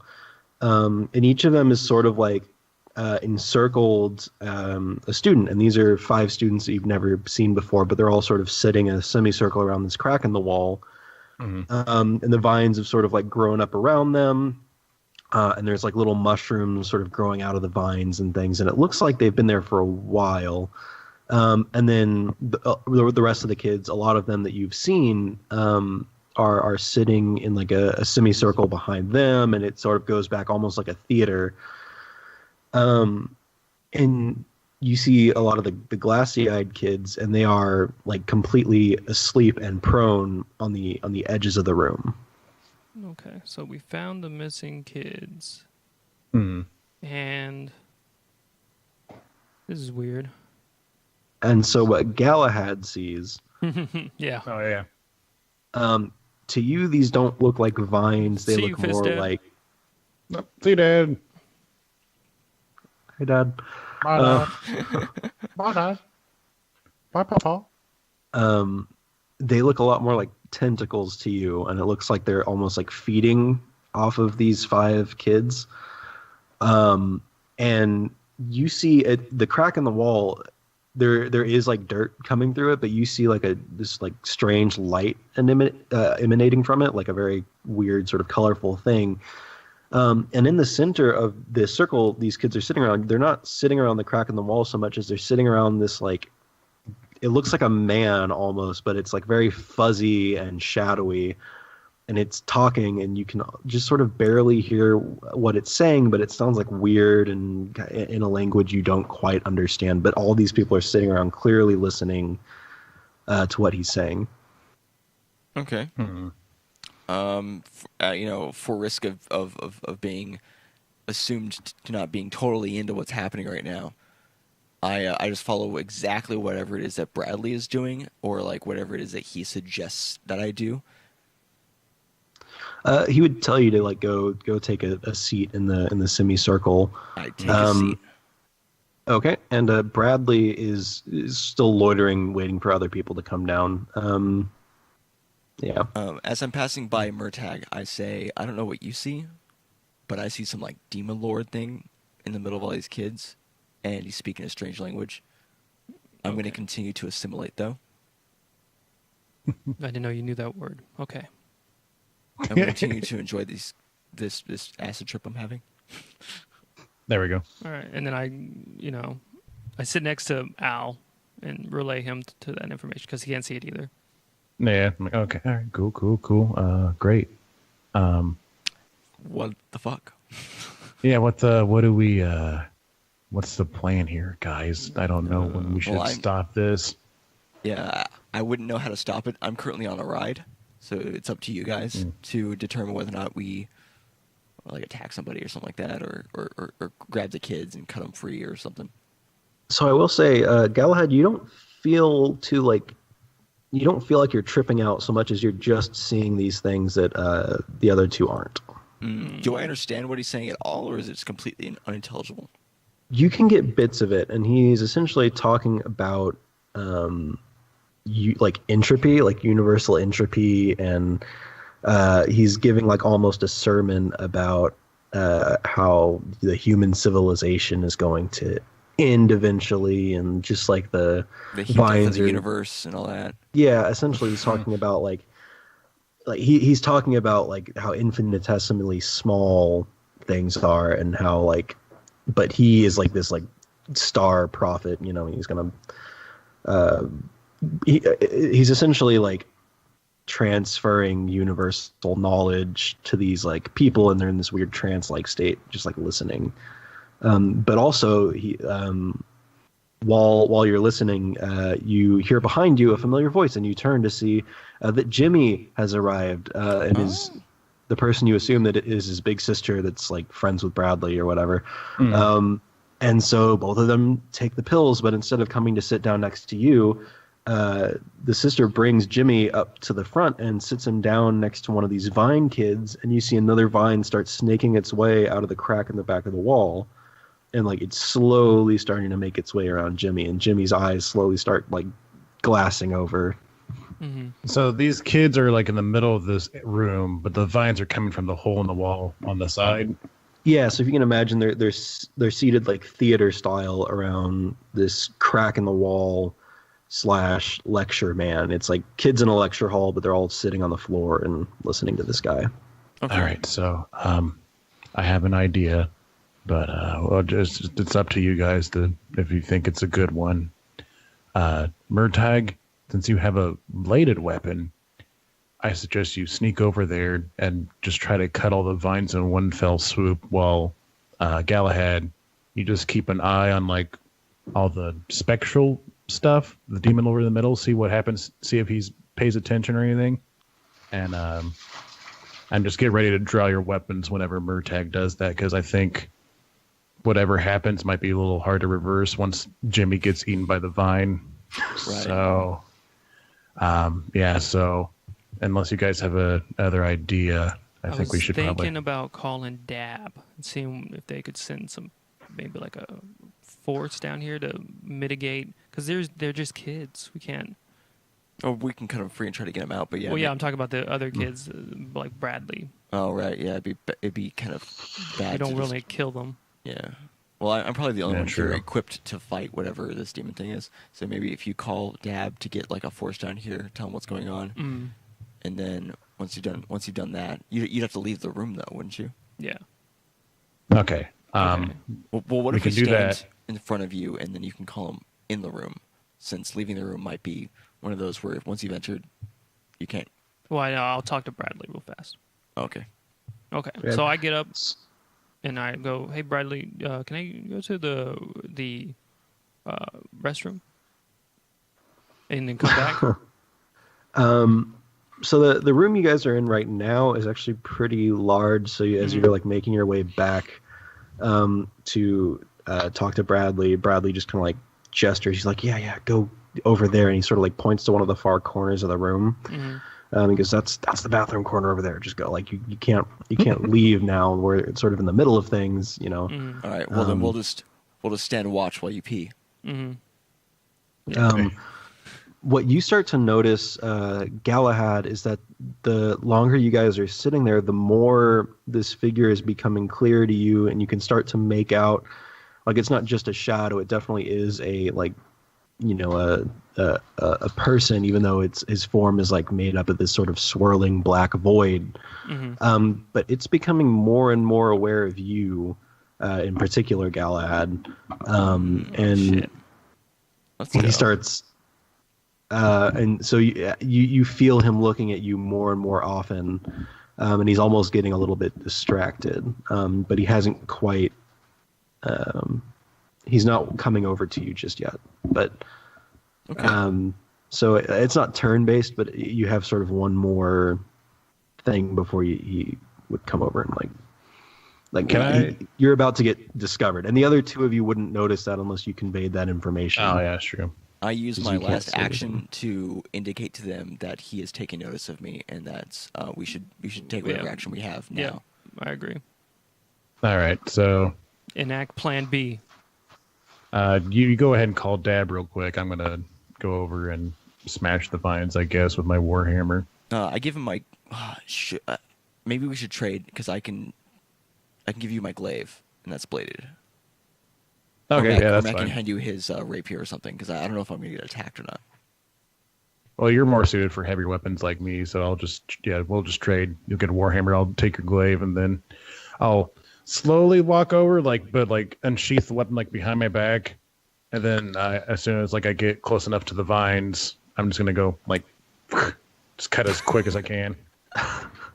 Just nonchalantly, cartoony Yeah, exactly. Just okay, anybody see this? Shink. Anybody hear that? All right. And Is it the Jimmy vine that you're doing? I'm trying to get as many as I can. I'm trying to get all the vines that's coming out of the wall at once. But yeah, I guess if Jimmy's vine's on top or whatever, I'll just try to cut through as much as I can. Okay. So the minute you sort of sever that first vine, the dark figure notices, he immediately whips his head around to you. But you don't even although see you don't see that. Yeah, so I can't see it yet. You're still trying to be super stealth. But Galahad, you can see that he does that, and you hear him say, I knew that there were, the three of you don't belong. And he looks at you, and then he looks at Albrick, and then he looks back at Murtaugh, who's peeing in a corner. What? Just one? I'm on the phone here. Excuse me? And so you actually, I guess, so Murtaugh doesn't see any of this happening because he's kind of on the other end of a basketball court almost. This is a big space. So that's how big it is. Okay. But Albrick, you start to see a shimmer almost in the air, and you can definitely feel that there's something there, but you can't see who it is, and you can't really hear him. You can almost hear a whisper, almost. But Galahad. Yeah, I was gonna say, can I yell to Al to just take the pill? Otherwise, he's gonna be completely useless in battle. Sure. Yeah. Yeah, Al, just take the pill. It just gives you sight. Nope. Okay. I also hear this. Do I hear this? Well, if he's shouting it out, yeah, probably. I'm sure everybody's hearing this. Yeah, I mean, you would hear it. Then. All right, then I take the secret pill. All right, and pill, then boys. Bradley's like, "Oh my god, what do you guys are gonna ruin everything?" And then so Albrick takes the pill, and immediately he can see this swirling like void face like right in front of his, and I imagine he'd be a little bit freaked out by that, maybe. Yeah, a little bit. Jesus. Or Alana, praise. And he goes, "The three of you are not of this time, but even so, you are not nearly as ancient as I. What brings you here, and why are you trying to sever the vines of my ritual?" That's all you, Al. Oh, boy. Because I have to save the children, because they think I'm so cool. Well, perhaps they also think that I'm cool. Well, it makes you think that you're cooler than I. Let's arm wrestle. I too care for these children. I am simply awakening them to the truths of our universe and its vastness. You want to shelter them in ignorance, while I wish to cloak them in the knowledge of the eternal. Man, if I learn anything today with hanging out with all these kids and whatnot, all they care is about those little spinny guys and waving their arms like a maniac and talking about stupid school shit like smoking bottom leaf weed. I don't think you know what the kids want. You have seen my enlightened, and he gestures to the kids that are sort of like prone on the ground either side. And you recognize some of them. They're the glassy-eyed kids from earlier, and they were walking around, but now they're just sort of comatose. Mm-hmm. These are my oldest followers. They are sharing a dream with me right now.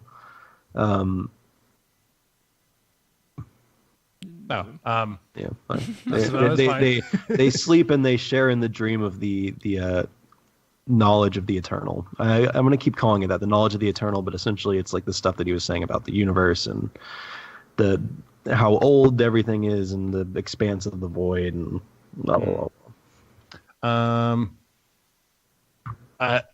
I know that teenagers take long-ass naps, but they don't need to be sleeping their entire lives away. What's life living if you're just laying around sleeping like a kid? Fuck him up, Al! Now, look, you seem like a reasonable man to me, Albric Slatebeard, and he has sort of like conjured your name out of the ether. Oh, God. Oh, no. He knows you're working for it, and then he takes another second to think about it, and he goes, there's some sort of agency that wishes to put a stop to my activities here. What if I were to offer you power and knowledge in exchange for your service to me instead? I mean, he's a cleric. Okay. Do that. What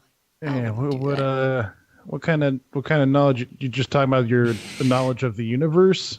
What is your alignment, Fizzcake? The knowledge of the eternal, the massive intellect, the nearly supernatural powers that would come with it. You would be a god amongst men.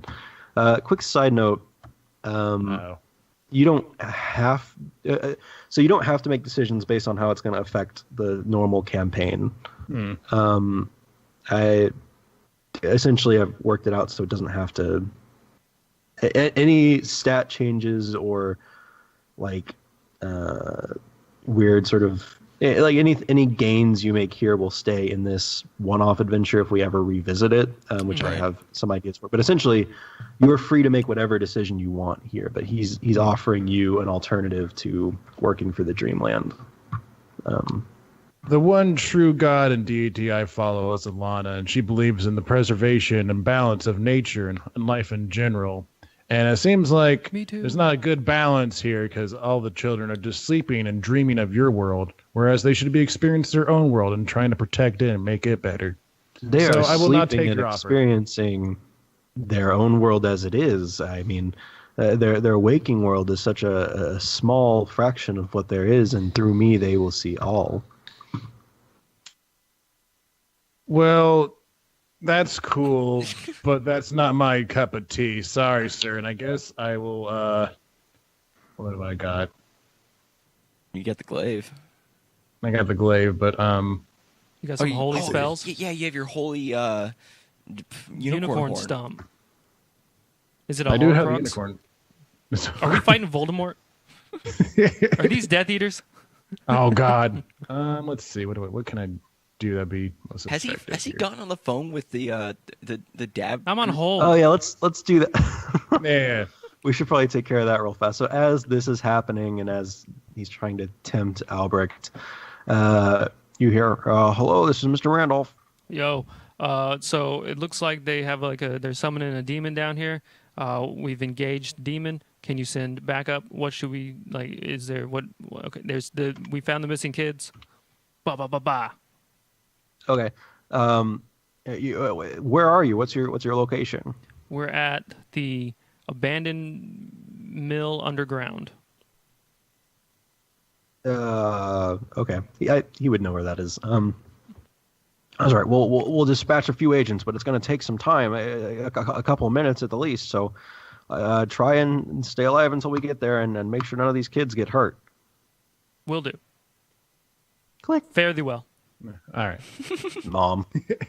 Mom. Bye, Mom. Bye, Mom. I guess while he's still talking to me, I'll just try to mutter a spell under my breath, and if he notices it doesn't make a huge deal, I'm just going to summon a spiritual weapon, which I guess will be a sword. Weapon can be whatever form you choose. Cleric. Okay. I don't know what my specific weapon would be, but I'm just going to summon a machete or something, and I'm going to have it hack at the vines. Okay. So you as you go to sever another one of these vines, you sort of see coming from the portal this weird oozing black shape that resolves itself into a not a full human form, but almost dwarf-sized beast, and it sort of runs at you and tries to knock you away from the vine. Okay. I guess since I still have the glaive and he's running at me, I'm gonna essentially just crouch down, put the bottom of the glaive on the ground and just have him spear himself onto the glaive. Okay. So this is where the D&D mechanics sort of come in. Make an attack roll to see if he dodges out of the way. All right, let's get my dice roller. Doop-a-doop-doop. Doop-a-doop-a-doop-doop-a-doop-doop. D20. I rolled a 5 plus, what is it, strength? What is? Yeah. Strength and proficiency. So it should be a 10, essentially. Okay. Yeah. So this beast manages to sidestep you and then sort of launches at you from the side, knocking you backwards away from the vines. So you've severed 2 of the 6 now, including Jimmy. What would Galahad do now? Galahad would actually. I'm currently looking. Do you remember what Action Surge does? Action Surge lets you take 2 actions in one turn. Okay, yeah. That's right. And for combat purposes, severing a vine on your turn would be 1 bonus action. So you can just do that if you're next to a vine. Since I'm assuming I'm behind this guy, this creature is in between me and Albrecht, and so since it's like that, I figure I could I guess just draw my warhammer now and see if I can attack it from behind. You also have a greatsword. Yeah, but I don't have that with me because he gave me one. Right. Yeah, so good. Okay, roll for an attack. Then right. A melee attack 11. on. Yeah, it is 11 plus. 1 second. I have your information right here. Well, I have all the stuff filled out. So rolling to hit, that's 11 plus 5, so 16. Okay, that hits. Roll whatever your damage is, and as you swing at it, you see the you have your glaive, right? Oh wait, you have his hammer. I have his hammer. Draw switch. How much damage does your hammer do? Hammer is 1d8. All right. Bludgeoning. 6. So 6 plus 3 is 9. Okay. So you hit him, and it's almost like you're connecting with a almost swinging at mist. Even though he definitely feels it, and you see him go sort of flying backwards, almost as if a shadow is propelled across a surface.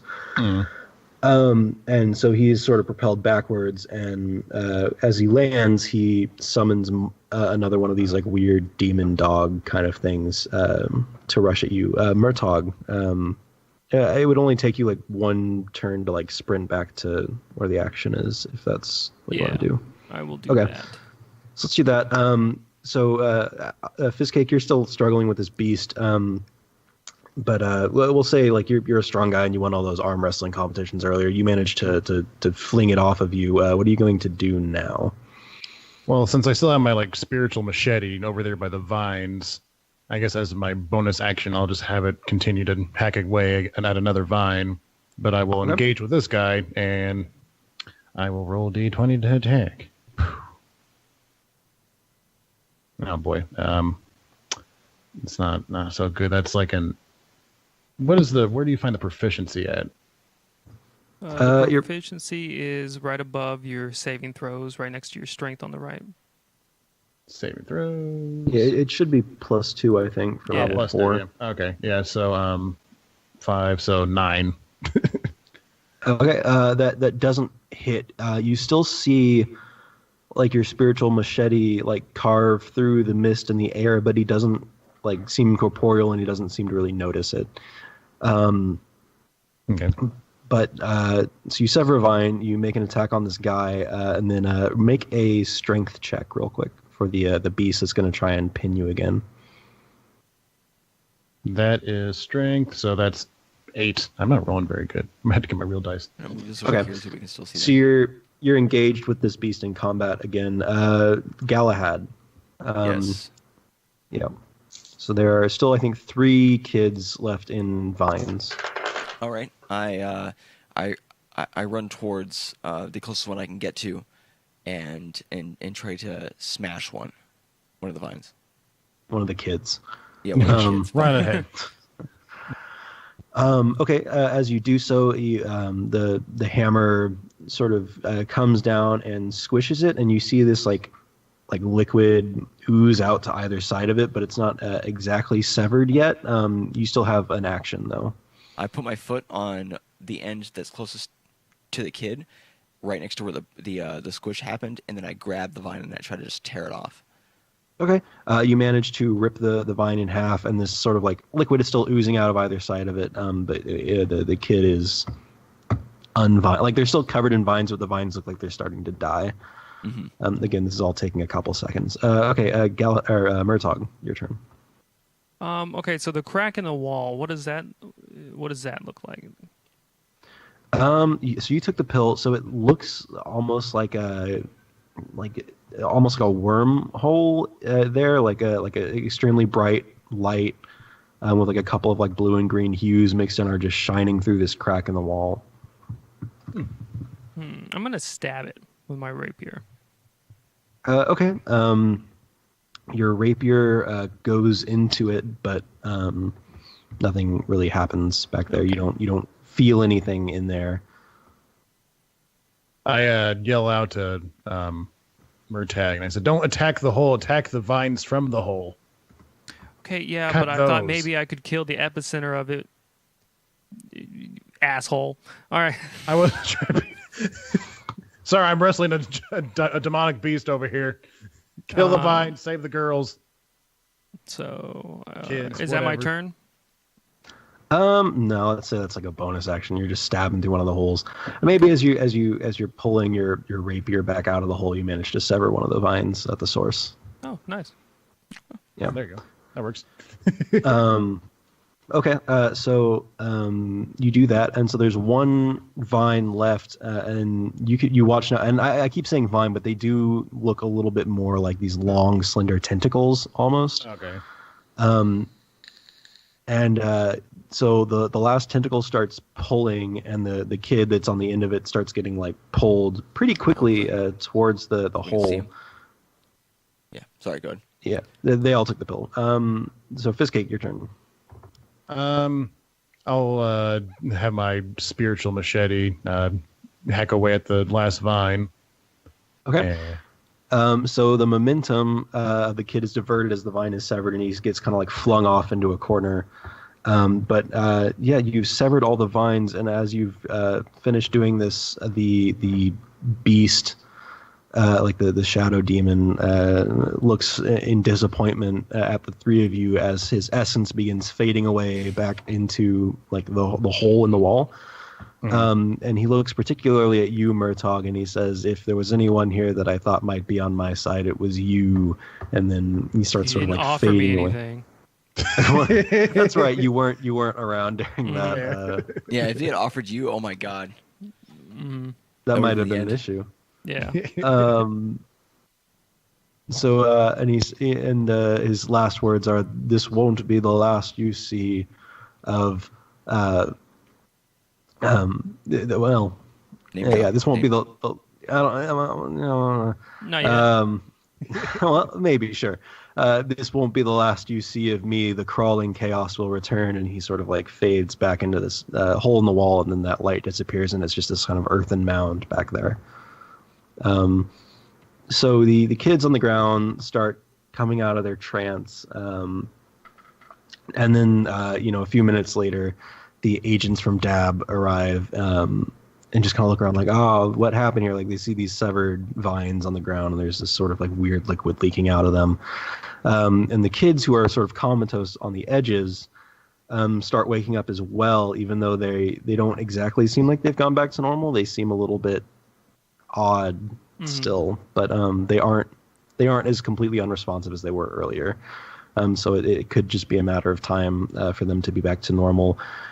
As the agents take over the scene, you are ushered back to the DAB base where Mr. Randolph greets you and congratulates you on your success. And he says, we certainly didn't expect there to be this entity down there, but it isn't the first time we've encountered such a creature. And we have files going back hundreds of years to these strange cults and these weird entities that control the minds of people.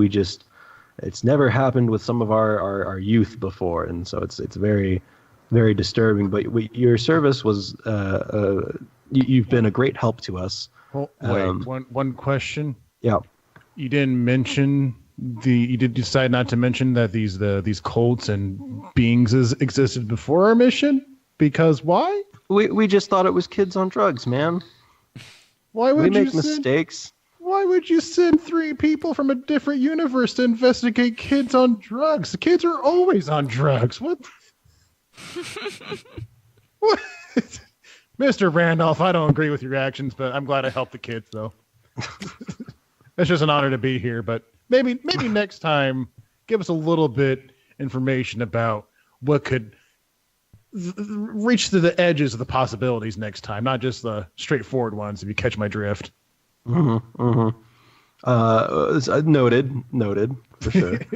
And don't worry, he says as he sort of takes you back to that initial room you came through, and he prepares to send you back to your own time and place. We won't hesitate to call on you if we need you again. Wait, no, please do. No reward?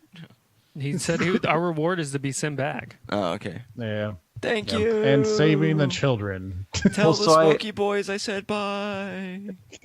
I'll have to work it out with you, Fizcake, because I didn't want to like affect the trajectory of your campaign. But if you want to do like experience points and stuff for this, we can do that for sure. But we'll figure out later.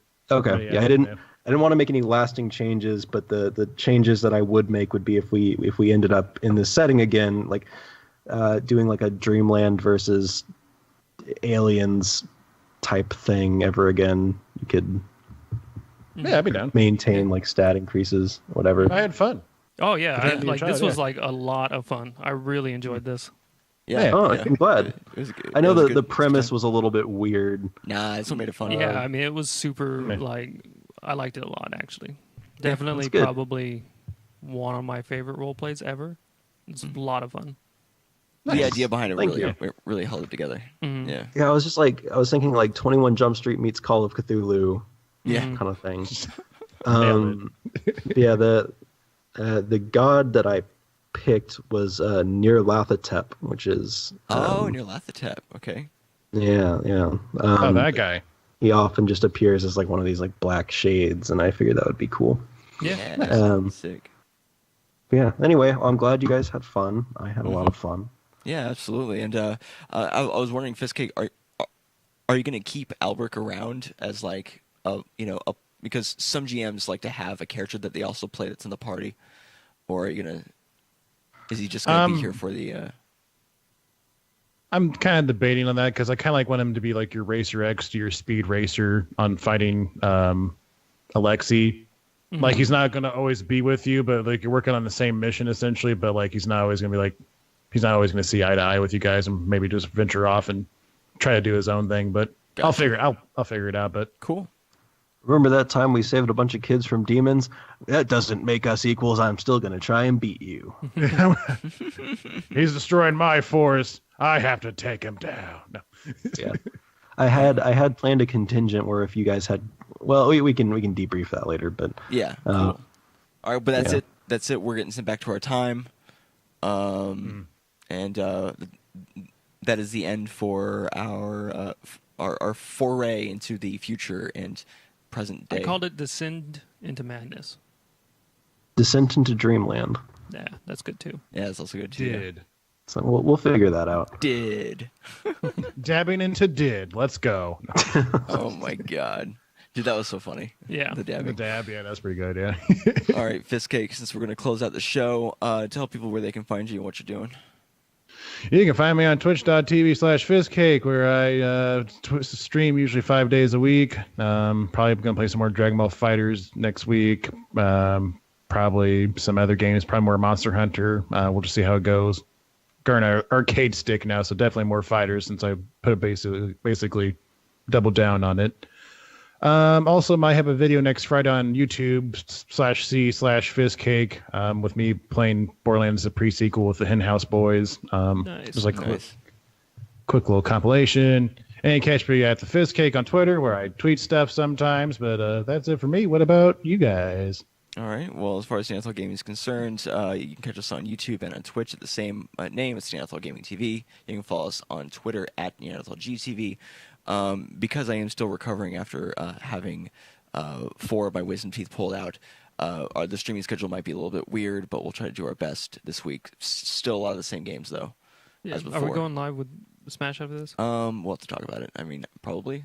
Okay. If you're up to it. Yeah, for sure. But Adam, where can people find your stuff? We made you a little splash screen now, so you have it has Entropic Press on there, and it has the link to your Etsy kind of display. Oh, nice. That's so nice of you guys. Okay, well, you can find me at the link on the screen, etsy.com/shop/entropic press. And for the podcast, that's ENTROPIC Press. I'm an author and I write short stories. So every month I publish a collection of short stories as a zine, which is like a small booklet that you can get, or you can just get a digital copy online as a PDF.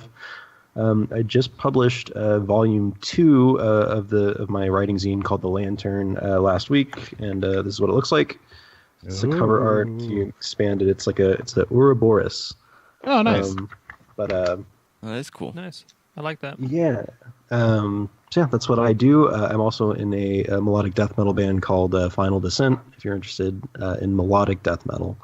Nice. Cool. All right. Well, thanks everyone for watching and for hanging out, especially those who decided to stop by and actually enjoy the live part of the show. We'll be back on live. It'll be in 2 weeks. We'll be live again on the 10th. Yeah. For another issue of Adventure Complete, and you can find the podcast at all your favorite podcasting apps, and we will be putting up the video version of this on next Saturday on Fistcake's channel next Saturday. But thanks everyone for watching, and we'll see you guys next time. Peace. Thanks, guys. Had a lot of fun. Bye. Bye.